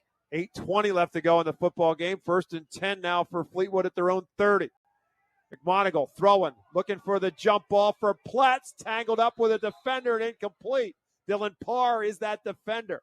I'm going to say, as a quarterback, McMonagle, that ball slipped out of his hand because that ball went end over end, and it was a floating duck. And, I want to say Josiah Platts did a nice job making sure that was not an interception. Yeah, he became the defensive back all of a sudden instead of the wide receiver with Parr right there with him. So it's 2nd and 10 now at the 30 for Fleetwood. Does stop the clock for the Tigers. 8 minutes and change remaining. 3 receivers again for McMonagle to his left. He's looking that way. There's that little underneath route in the middle of the field. This time it's McKinney. He is hit and wrapped up. Forward progress should be at around the 35 or 36. It'll bring up 3rd and 4. Nice job there by McMonagle hitting his first read. McKinney over the middle on a slant route. He had a 3-man route there, slant, a flat route, and a little corner. Nice job taking his first read over the middle. Third catch of the game. McKinney. Third catch of the game for Trey McKinney. It's a 3rd and 4 for the Tigers at the 36. McKinney will be slot left with Pletz split left. The last two pass catchers for Fleetwood. Coomer goes in motion from left side to right. They look that way. McMonagle's in trouble, looking for a little wheel route for Coomer, but it's over his head and out of bounds with a fourth down coming up. Yeah, Bryce Ryan didn't even see it. Nice job by McMonagle, just throwing it away, not making a bad play worse. It's like Cade Leonard is shaken up on the play. So a timeout on the field, which is actually a little bit of advantage for Fleetwood. Now the clock had stopped on the incomplete pass, but it's going to bring up fourth down now for the Tigers. But with the injury timeout, it'll give them a little bit of extra time to decide what they want to do. They just went for it on 4th and 1 at the 29. So you got to figure they're going to go for it here on 4th and 4 from their own 36. 7:25 left to go in the game. They're down 10 points. Talking about the Phillies game, and the Phillies up 8-2 over the Kansas City Royals now, and the New York Mets are losing at home against Texas. That game is 8-3 Rangers in the top of the 8th. Those two whole scores hold up. It'll be a magic number of 3 by the end of the night. Phils could lock it up by the weekend's end. How about that for a flip? Still tending to Cade Leonard on the opposite side of the field for Conrad Weiser. Leonard's had a busy night tonight for the Scouts, starting with that 85-yard interception return, but a big piece of the offense as well here in the second half.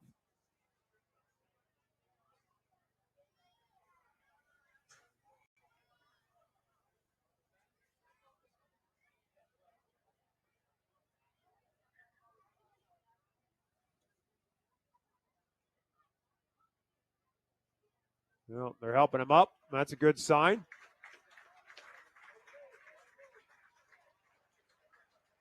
So Cade Leonard walking off the field under his own power. In the meantime, Steve Pangburns had a little bit of extra time to decide what he wants to draw up here on 4th and 4 from his own 36-yard line. One thing he's not going to draw up is this punt team. They are going to go for it here. Again, he'll have 3 receivers on his left side. It's like Chase Adams is split out on the right. It's Pletz, McKinney, and Coomer on the left side. And Fegley's the back in the backfield.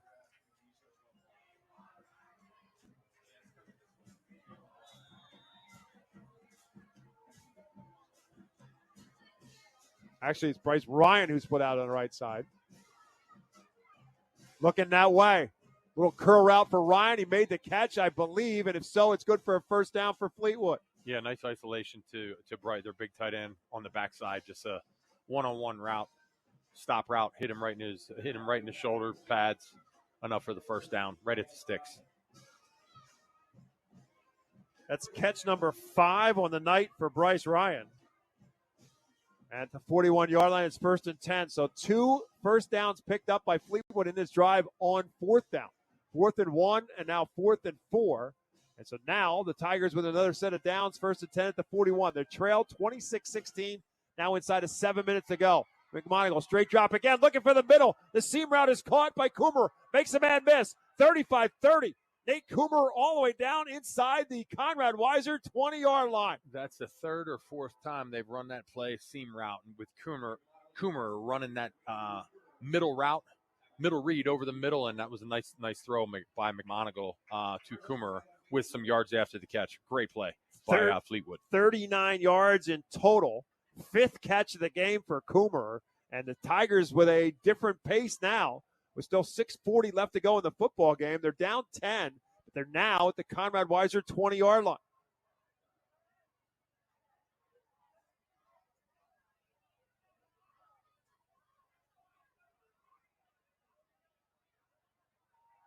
McMonagle, a little underneath route again for Ryan. 15, 10, 5. Ryan dragging tacklers with him. They will not let him get in, but it's going to be 1st and goal to go at the 3. Wow, nice little combination route. Motioning Coomer into the boundary, and you got Ryan running a slant route. McMonagle stands up, hits him on a slant route, and Ryan almost took it in the end zone. For Bryce Ryan. Bryce Ryan big kid. He carrying 3 or 4 guys. He's just short of the end zone. Twice now been denied the end zone at the 1.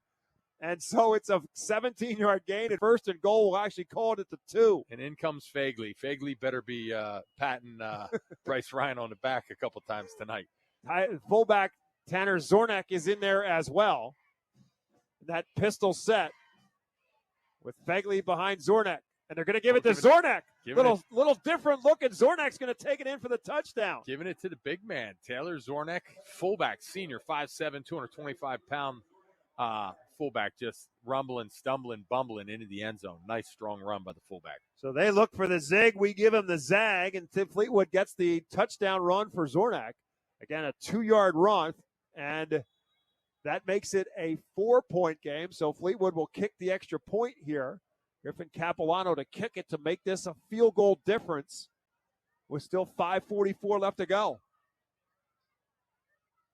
Low snap, they dig it out. Capilano with the booming kick, and it's good. 5:44 left to go, and we've got a brand new ball game here with a 26-23 difference on the board.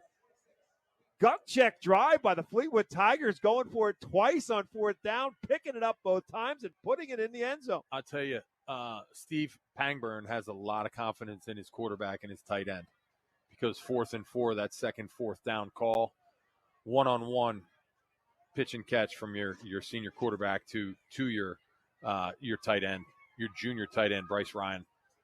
He made some big plays on that drive. So Tanner Zornak with the touchdown run for the Tigers. That is his first touchdown of the season. More importantly for Fleetwood, they are back to within a field goal now with 5:44 left to go in the football game. So the first score of the second half for Fleetwood, and that most definitely changes the complexion of this football game. Conrad Weiser was in control throughout this second half, but Fleetwood cuts it to 3. It's an 11-play drive for Fleetwood that goes 80 yards for the score. And they used up 4 minutes and 10 seconds off the clock. But again, 2 times they go for it on 4th and 1 and picked it up both times. 4th and 1 at their 29, 4th and 4 at their 36. Capilano will kick it off. And Caden Leonard back into the game will field it at his own 10, 20, 25, and a couple more, and that's it. So both teams have all 3 of their timeouts left. Conrad Weiser has the football and a 3-point lead with 5:39 left to go in the football game. But we thought this was going to be a close one. It has been every bit of that. I honestly thought there'd be a lot more points on the board than there is, but the way the second half is going, it's kind of getting to that point. With 16-6 at halftime, but a little bit more of the offense I thought we might see in the second half. From the 28, that's where the Scouts will start. I think this whole second half started off with the, just that surge from Conrad Weiser with Cole Cooper, 80-yard touchdown punt return. Javian Rivera in the backfield. Toss sweep to him. Trying to get upfield, won't get much. Parker Detweiler's had a good game for Fleetwood from his linebacker spot. He made the first contact as Rivera gets a 2-yard gain to the 30. That's it. Detweiler, Barber, and Narvez all in on the tackle there just to hold Rivera just to maybe a 2-yard gain. Been a quiet second half for Javian Rivera. Now he does have the 8-yard touchdown run, but that's about it. And of his total of 16 for 67. 2nd and 8 from the 30 for the Scouts. Kearns split to the right. DePrince slot right. 2 receivers to the left as well. It's window dressing for Rivera. Gets a little but not much to about the 32-yard line. Gain of 2 more. It's 3rd down, 3rd and 6. Yeah, just a hard off-tackle run in there by Rivera. I think Coach Moyer is trying to eat up some of the clock. 4 minutes, 30 seconds left. Big 3rd down play here for the Scouts. 3rd and 6 on their own 33-yard line. Dylan Parr back in there. He's going to come split to the left side. Kearns splits to the right. Leonard is slot on the right.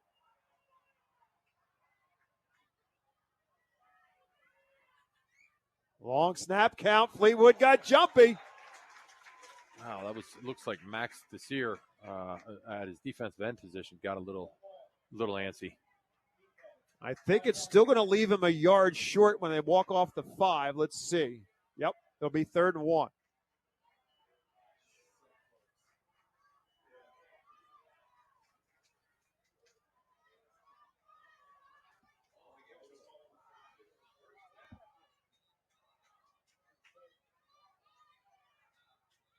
I think there's some confusion on the part of the officials as to whether or not it's a first down or not. I think they signaled first down, but I got to be honest with you. If I'm Fleetwood, I'm telling you, you got to measure that.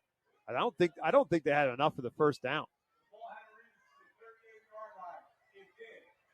There you go. Al Lubis said it had to reach the 38-yard line, and it did. Take that. Man's been doing it for 50 years. He knows what he's doing out there. First down, Conrad Weiser. Undisciplined play there by Fleetwood on the defense, giving Weiser that first down. Had him in a tough 3rd and 6 position. Now a whole new set of downs with 3 minutes, 50 seconds left on the clock. And they can eat some clock up, and that's what the Scouts want to do here. 1st and 10 at the 38.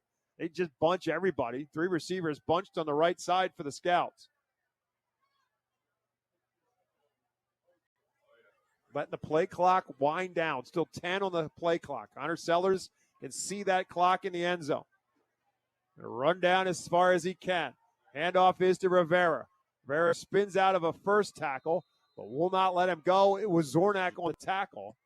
Gain of maybe a yard. That's it. It's 2nd and 9. Yeah, they had that bunch on the field. Looks like it was going to be student body right, handing Rivera the ball off on a sweep or a power off the right side to the field, and it was a counter to Rivera to the short side, right into Zornak's hands. Zornak, great pursuit there out of his middle linebacker position. 2nd down and 9 now for Conrad Weiser. Connor Sellers having himself a career night. Told you his career high prior to this was week 2 against Elko for 66 yards, unofficially with 175 yards in passing in this football game for the Scouts. 2nd and 9 to the 39. Be surprised if he's throwing anything here.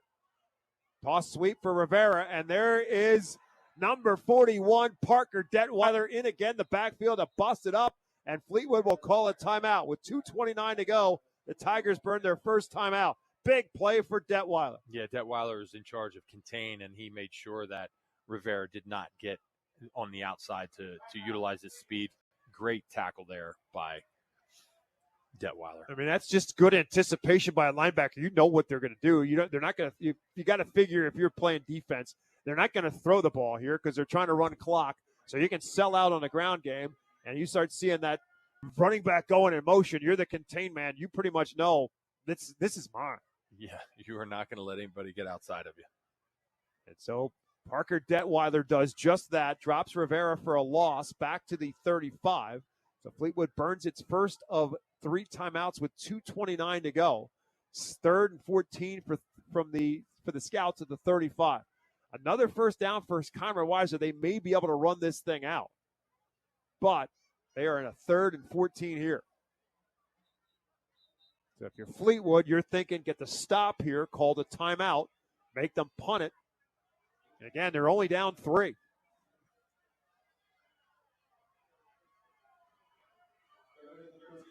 Parr splits left. Kearns split right. 3rd and 14.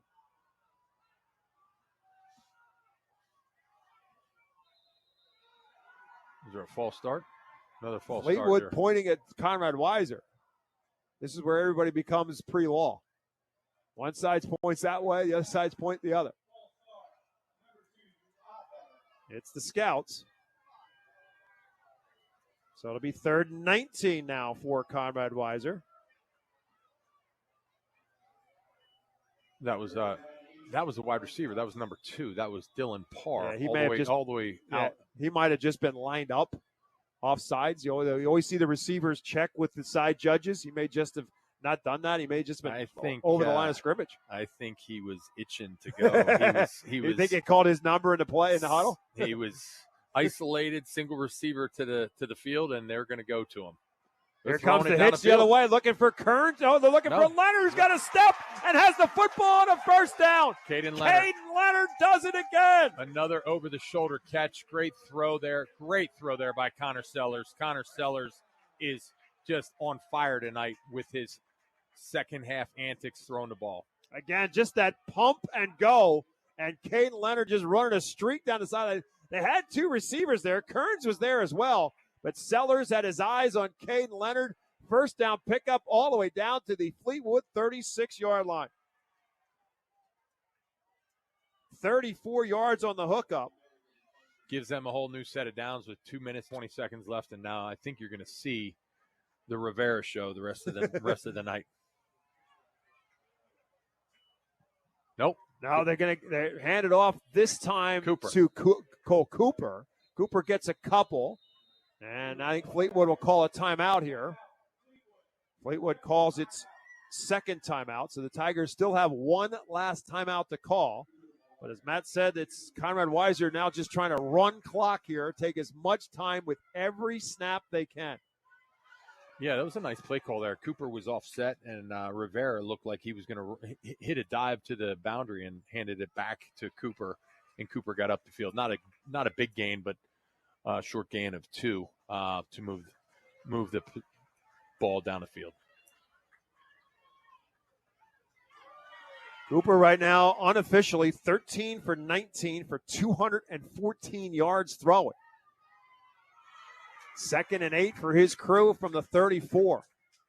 In addition, which I'm just looking at, by my numbers, he's completed passes to 6 different receivers, which is also a piece of it. It's not just the fact that his numbers have been great, way better than what he's done in the past so far this season, but it's also the fact that he spread the wealth.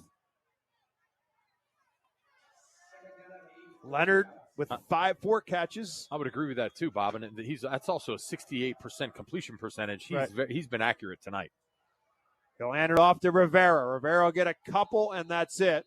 Rivera seemed to run right into the back of Weston Ulrich, the junior offensive lineman, 6 foot, 270-pound offensive lineman. Like he hit a wall.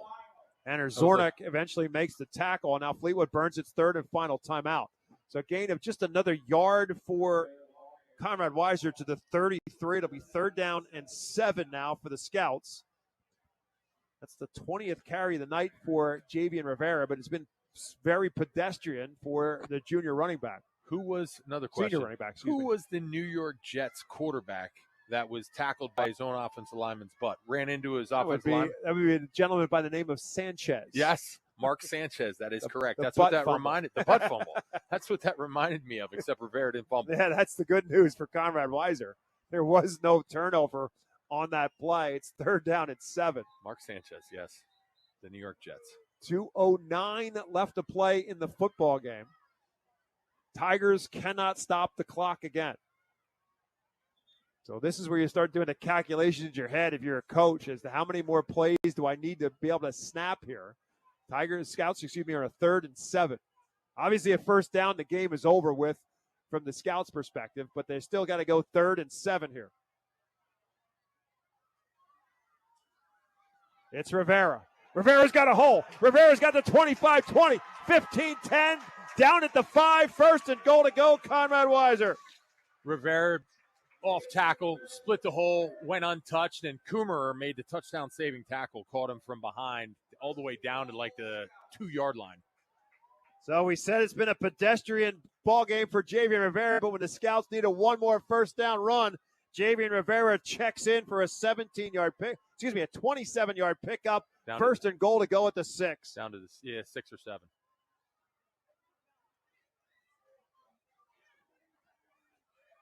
So the Scouts simply have to take a couple of knees here. Fleetwood cannot call a timeout. So Dylan Parr celebrating with some of his teammates. The Scouts know that they have mounted a comeback here in this second half, down by 10 at halftime. 26-23 is the score now, and the Scouts can pretty much line up here in victory formation, take a couple of knees. The Tigers can't stop it. Connor Sellers under center for the first time tonight. Takes the knee. So they'll probably have to do that one, maybe two more times, and the Conrad Weiser Scouts are going to stay unbeaten. They ran the table in 2024, off to a 4-0 start here in 2025, and they get their first section win as well.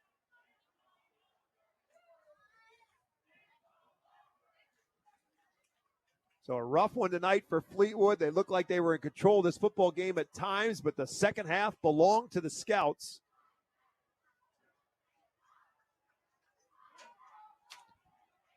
And Sellers will take one more knee, and that will do it. The Scouts, with the come-from-behind victory, again, down by 10 at halftime. They win it by 3.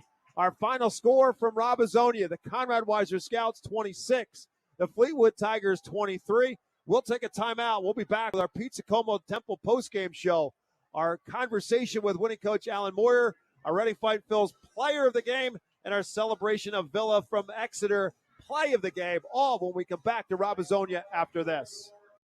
Redner's Markets is a part of the Berks County community, proudly employee, local, and American-owned since 1970. Your support has made Redner's a staple, and your continued commitment is rewarded with the Redner's Rewards Program. Shopping at the markets earns you big savings with grocery deals, special offers and services, and surprise savings. Rewards members save at the pump, too, with discounts on fuel prices at our 7 Redner's Quick Stops and many more select locations. Shop, earn, and save with the Redner's mobile app. Sign up at the store or online at rednersmarkets.com.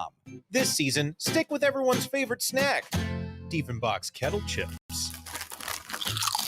Legend has it Mark Diefenbach loved kettle cooked chips so much he turned his Berks County kitchen into the ultimate snack factory. Now, over 60 years later, we're still making that delicious PA crafted crunch with the same passion and quality right where it all began. So crunch into some flavorful Diefenbach's Kettle Chips today and snack on a delicious tradition. Updating your furniture and appliances? The Habitat for Humanity Restore of Berks County can help. The Restore offers free pickup of your gently used furniture and appliances from your Berks County home. We offer convenient scheduling for our free pickups through our website, restoreberks.org. Located at 5370 Allentown Pike in Temple, the Restore is open from 9 a.m. to 6 p.m. Tuesdays through Saturdays. You might just find that special thing to tie the room together at the Restore. Support your community with your donation to the Habitat for Humanity Restore of Berks County. Welcome to the Pizza Como postgame show. Pizza Como is a family-owned business going strong on the 5th Street Highway for over 50 years, serving the finest Italian dishes, Berks County's best variety of Italian sandwiches, and legendary pizza. Right next door is The Yard, a virtual golf experience to keep your game sharp all year round. And if you love sports cards and memorabilia, stop in to buy, sell, or trade. Pizza Como and The Yard, 4600 5th Street Highway in Temple. A win tonight for the Conrad Weiser Scouts. They are now unbeaten on the season in 2025 with the 26-23 victory. Again, down by 10 at halftime at 16-6, but the Scouts took care of business in the third quarter. They put together a 9-play, 88-yard drive for a touchdown, finished off by Javian Rivera's 8-yard run. And then the big play, the Cole Cooper 80-yard punt return that put the Scouts on top at 20-16. And then a Javian Rivera touchdown run to make it 26-16. Fleetwood did not go away. The Tigers come back with a touchdown after an 11-play, 80-yard drive, and the extra point made it a 3-point game. Scouts got the football back one more time, and they picked up the big plays when they had to, and they win it by a final score of 26-23. Alan Moyer picking up the win. He'll 152nd in his career at Conrad Weiser. Again, he has been here as a player, longtime assistant under Al Severi, under Ferdy Cazalla before that, and ultimately now taking over this program at his alma mater. And he has passed Ferdy Cazalla. He has passed Al Severi, the all-time winningest coach in Conrad Weiser high school football history, as the Scouts win the 355th game of their career. As Matt Lytle's working his way down on the sideline, looks like Matt's got our Reading Fightville's player of the game, Matt Lytle, taking away with Connor Sellers on the sidelines. Sellers, Matt Lytle, WEEU, congratulations on tonight's win. You are the player of the game. Tell me about the conversation with Coach Moyer, and what did he say at halftime that you guys just came out electric? They were just saying we got to keep our heads up. Our line, they just had to keep going. They were killing it. At the end of the day, we just had to pick our heads up and keep playing the way we play. I want to rattle off some stats. I think you were 12 of 19 coming into this game, 62% completion percentage. Tonight, unofficially, you were 13 of 19, so you were set a career high. Actually, you threw more tonight than you did all season, and you had 68% completion. What was it tonight? What was it going into tonight's game? And the game plan. Your execution tonight was outstanding. What do you think about tonight with the game plan? We threw it a lot more in practice this week. Our O-line, again, is just killing it. Our coaches just believed in us, and we believed in our team. That's pretty much it. Which you've got a lot of weapons, and coach spoke about you had some guys hurt that couldn't play tonight, so it was nice to see the younger guys step up and fill the positions. What do you think was most important tonight from an execution standpoint in all the plays? Caden Leonard's pick 6 was huge. I'd say that. And those deep balls that we hit tonight, those were great connections. Yeah, you only get so many deep throws in a game, and tonight your accuracy was on point. 68% completion percentage is outstanding. I would also say that Cole Cooper, that punt return for a touchdown, that really was the momentum change that you guys needed to win this game. So my hat goes off to you. Heck of a game tonight. Player of the game. You led the team. I was impressed by that performance tonight. 13 and 19, 214 yards, no touchdowns, but you led this team. Great job. Congratulations. All right, thanks very much. That is our player of the game, brought to you by the Reading Fight Phils and their all-new Redner's Event Center at First Energy Stadium. Our Phils remind you to have your next sports team banquet in the Our Phils all-new Redner's Event Center banquet and meeting facility at First Energy Stadium. Whether it's a sports banquet, a wedding, a corporate meeting or event, or any charity fundraiser dinner, the number one place for events in Berks County for groups of 40 to 1,000 is the all-new Redner's Event Center at the Our Phils. Go to ourphils.com/events for more information. Matt has now moved on to the winning coach, Alan Moyer. Take it away, Matt. Coach Alan Moyer, Matt Lytle, WEEU. Congratulations tonight on an outstanding win, back-to-back. It was a slugfest here tonight. First half, you were playing from behind. What was the conversation with the kids at halftime? Hey, Matt, we just talked about us getting back to being us, and the way that we do things. We did not have a first grade half. We haven't been having good first and second quarters. Special teams let us down a little bit tonight. So we talked about, hey, just getting back to doing things the way we do it, the way you're coached to do it. Some of it was alignment on defense. Some of it was, offense, just, getting too many third and forever situations. So just talk to the kids about, buckling down. Let's lock in and let's get ball security back. And it's going to be a dogfight, and it certainly was. Yeah, I think you before the game you had mentioned to Bob and I that you had some injuries and you had some younger guys that needed to step up, and there's a couple names that stand out tonight. In like Walter, linebacker on defense, second half was outstanding. Cooper with a punt return, which was electric. I mean, what was it in the second half that you thought the kids did very well tonight? Well, again, special teams picked up. The kicking part of it, obviously, the return game. There's a lot of these kids that are playing on this field didn't get a lot of playing time last year because we had 20 seniors, 16 of them were pretty quality ball players and played a lot of time. So a lot of kids that were fighting for positions, but they certainly stepped it up in the second half. Proud of them. So let's talk a little bit about Connor Sellers, your quarterback tonight. He threw more tonight than he did all season. He was unofficially 13 and 19 for 214 yards. What do you think of his performance tonight? Oh, he hung in there. At times he had some good protection. At times he didn't, and he scrambled and made some things happen with his legs. He extended some plays. Caden Leonard came up big on the receiving part of it. Kids are hungry for the ball, and like I said, we're going to have to do that. You're going to see exactly what you're going to see from many other teams. 8, 9 guys in the box trying to stop the run, and we got to be able to work around that, and the coaches are working hard on it, and we certainly proved tonight that we can do that. Yeah, I think Connor did some nice things with his feet, moving around. He also threw the ball away when he needed to, but his accuracy was on point. He, 68% completion percentage, and he was definitely the general leading this team in the second half. It did help with Cooper's punt return, really to get that momentum, but all in all, the second half was Conrad Weiser's for sure. Congratulations again on tonight's win. it was a back-and-back game, but at the end, you guys came out. So congrats on a big W. Thank you, Matt. I appreciate it. Win number 152 for Alan Moyer here at Conrad Weiser, and the program's win number 355. And Alan Moyer, between player, assistant coach, and head coach, has had his hands in a lot of those 355.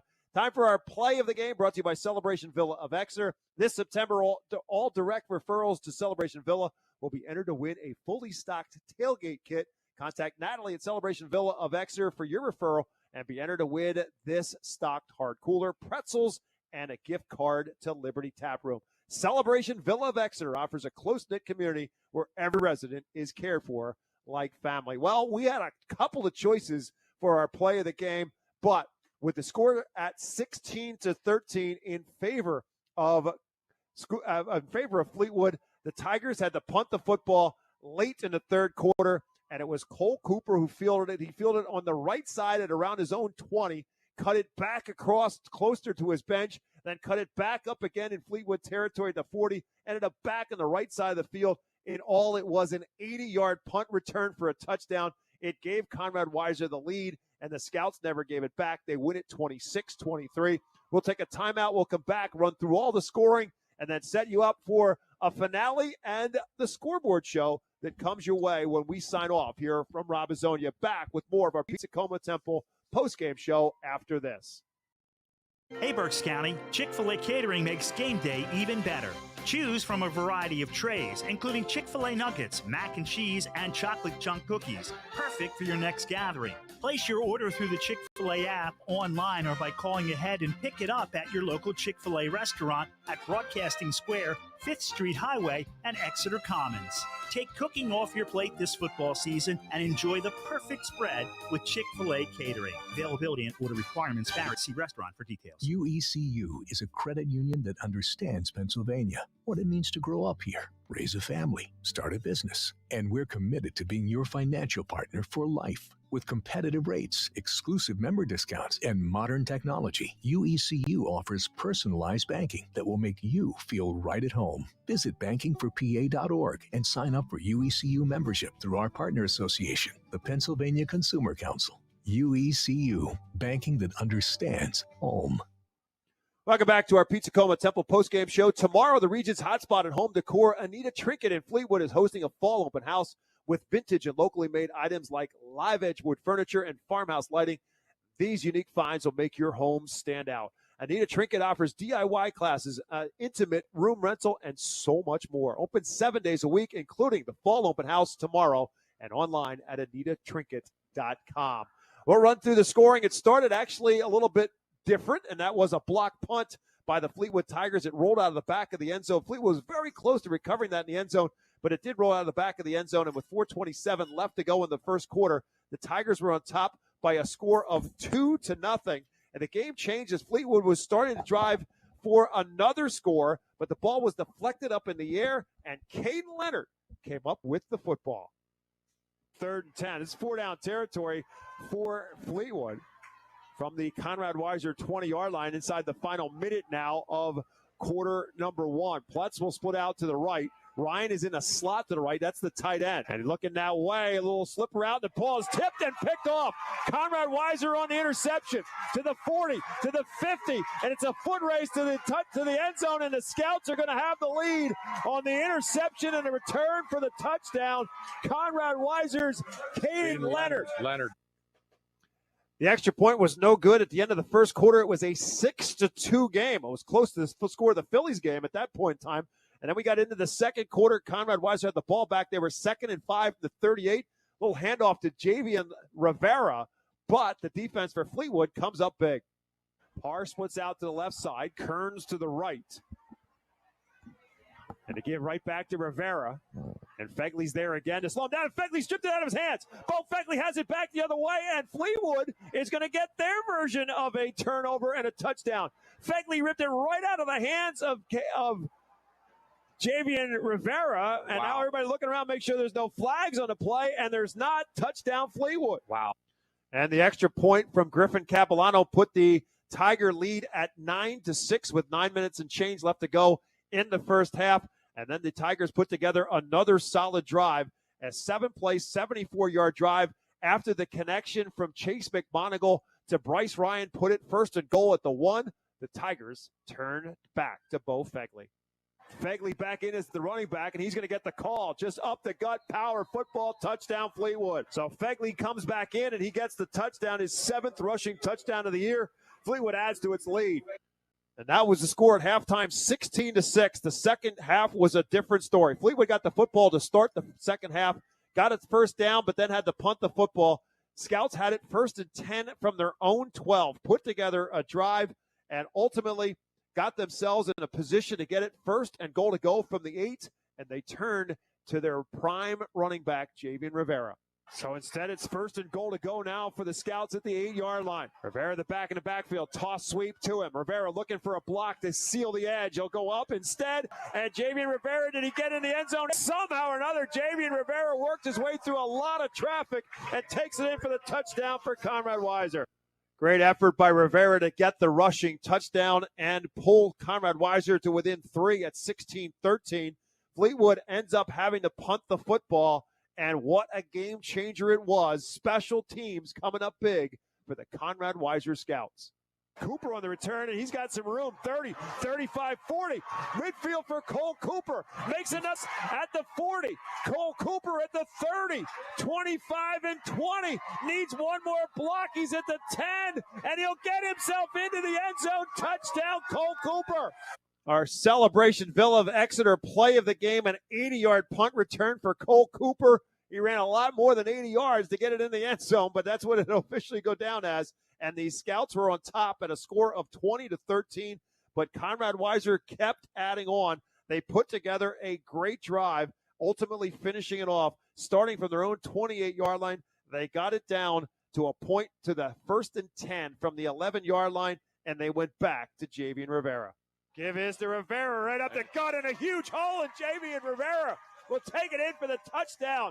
The roll continues for Conrad Weiser in half number 2. So down by 10. Now the Scouts are up by 10 at 26-16. Give Fleetwood credit. They didn't go away. Picked up 2 fourth down situations. They picked up a first down. 4th and 1 from the 29 and 4th and 4 from their own 36. Had to go for it. Got it both times. Again, they found Bryce Ryan, the tight end, down to the 3-yard line. First down, goal to go. This time they didn't go to Bo Fegley. Instead, they went to the fullback with Fegley behind Zornak. And they're going to give it to Zornak. A little different look, and Zornak's going to take it in for the touchdown. An 11-play, 80-yard drive for Fleetwood made it 26-23. Scouts got another possession, and the Scouts did what they had to do. And another huge play. Matt Lytle back to me to the booth. That go route where they found Caden Leonard streaking down the sideline. That was the play that pretty much sealed the deal for Conrad Weiser. Without a doubt, that streak down the sideline right in front of the Conrad Weiser bench where Caden Leonard got the football, and then the Scouts were able to run out the clock for the most part. That go route, big difference in terms of the Scouts. Definitely sealed the deal. Connor Sellers, put that right on the money. That's like the second or third. That was like the third throw of the night where he just laid it in over the shoulder, where his receiver was the only one that was going to catch it, and Leonard made 2 or 3 catches like that. Just nice throw and catch by those two individuals. Yeah, how about the night Caden Leonard had? Not only the 85-yard interception return for the score, but he ends up with 4 catches on the night for 86 yards. A guy who wasn't a big part of the offense earlier this season. But as Alan Moyer said to us beforehand, hey, we've got some injuries. Guys have to step up, and they did. And the Scouts remain unbeaten. So that'll do it for our coverage tonight. Hear from Rob Azzonia. A whole lot more coming your way. High school football coverage continues with our scoreboard show back at the WEEU studios. Jeff Nolan, Matt Knob, Adam Cook back there. They'll fill you in on all the scores in Berks and beyond. Remind you what's coming up the rest of this weekend here at WEEU. Tomorrow it starts with Penn State football. Pregame show at 2, kickoff at 3:30. Penn State Villanova. Join Rich Garcella and yours truly for Nittany Extra presented by Appella Wealth and Wyomissing. We'll break down the game to come between the Nittany Lions and the Wildcats. And then Sunday, it's a doubleheader. Phils and Royals at 1:35.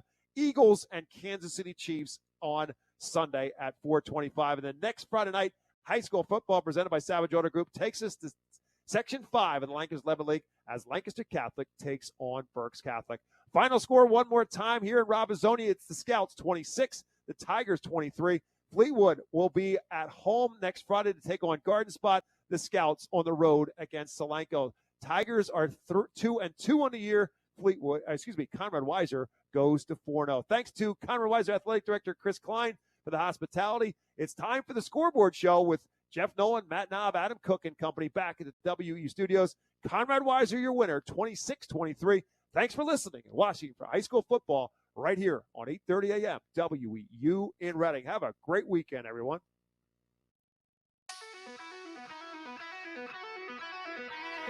This has been High School Football, presented by Savage Auto Group on 830 WEEU. High school sports on WEEU is brought to you in part by Chick-fil-A, Celebration Villa of Exeter, Diefenbach Snacks, the Coley Insurance Group, Keith Heating and Air Conditioning, Habitat for Humanity Restore, Overhead Door Company, Render's Warehouse Markets, Remax Real Estate Agent Phil Macaronis, Lincoln Plumbing and Heating, Pizza Como, Ready Fight Phil's, Savage Auto Group, Shell's Restaurant, Mini Golf and Dairy Swirl, UECU, United Way of Berks County, and Victor Emmanuel Beneficial Society. WEEU is your source for comprehensive coverage and live play-by-play action from the gridiron. This is 830 WEEU, the voice of Berks and beyond.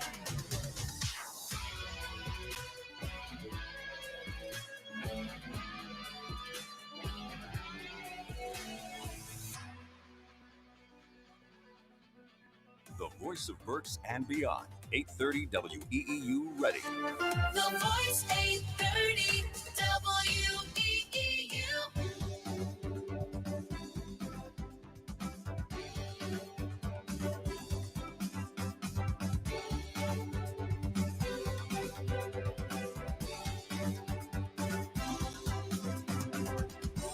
You've been listening to High School Football on 830 WEEU, the voice of Berks and beyond. Stay tuned for post-game coverage, bringing you all the scores and highlights of the day. And now, your hosts of the Scoreboard Show. Here's Jeff Nolan and Matt Knob.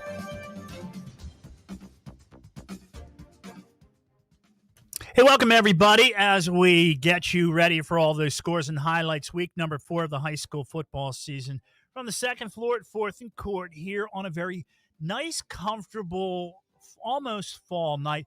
We have to add one to the roster. Adam Cook is here as well. Gracie Raleigh, our intern from Governor Mifflin, has handled all the great touchdown calls and all that information we've shared with you tonight. Great job by Gracie.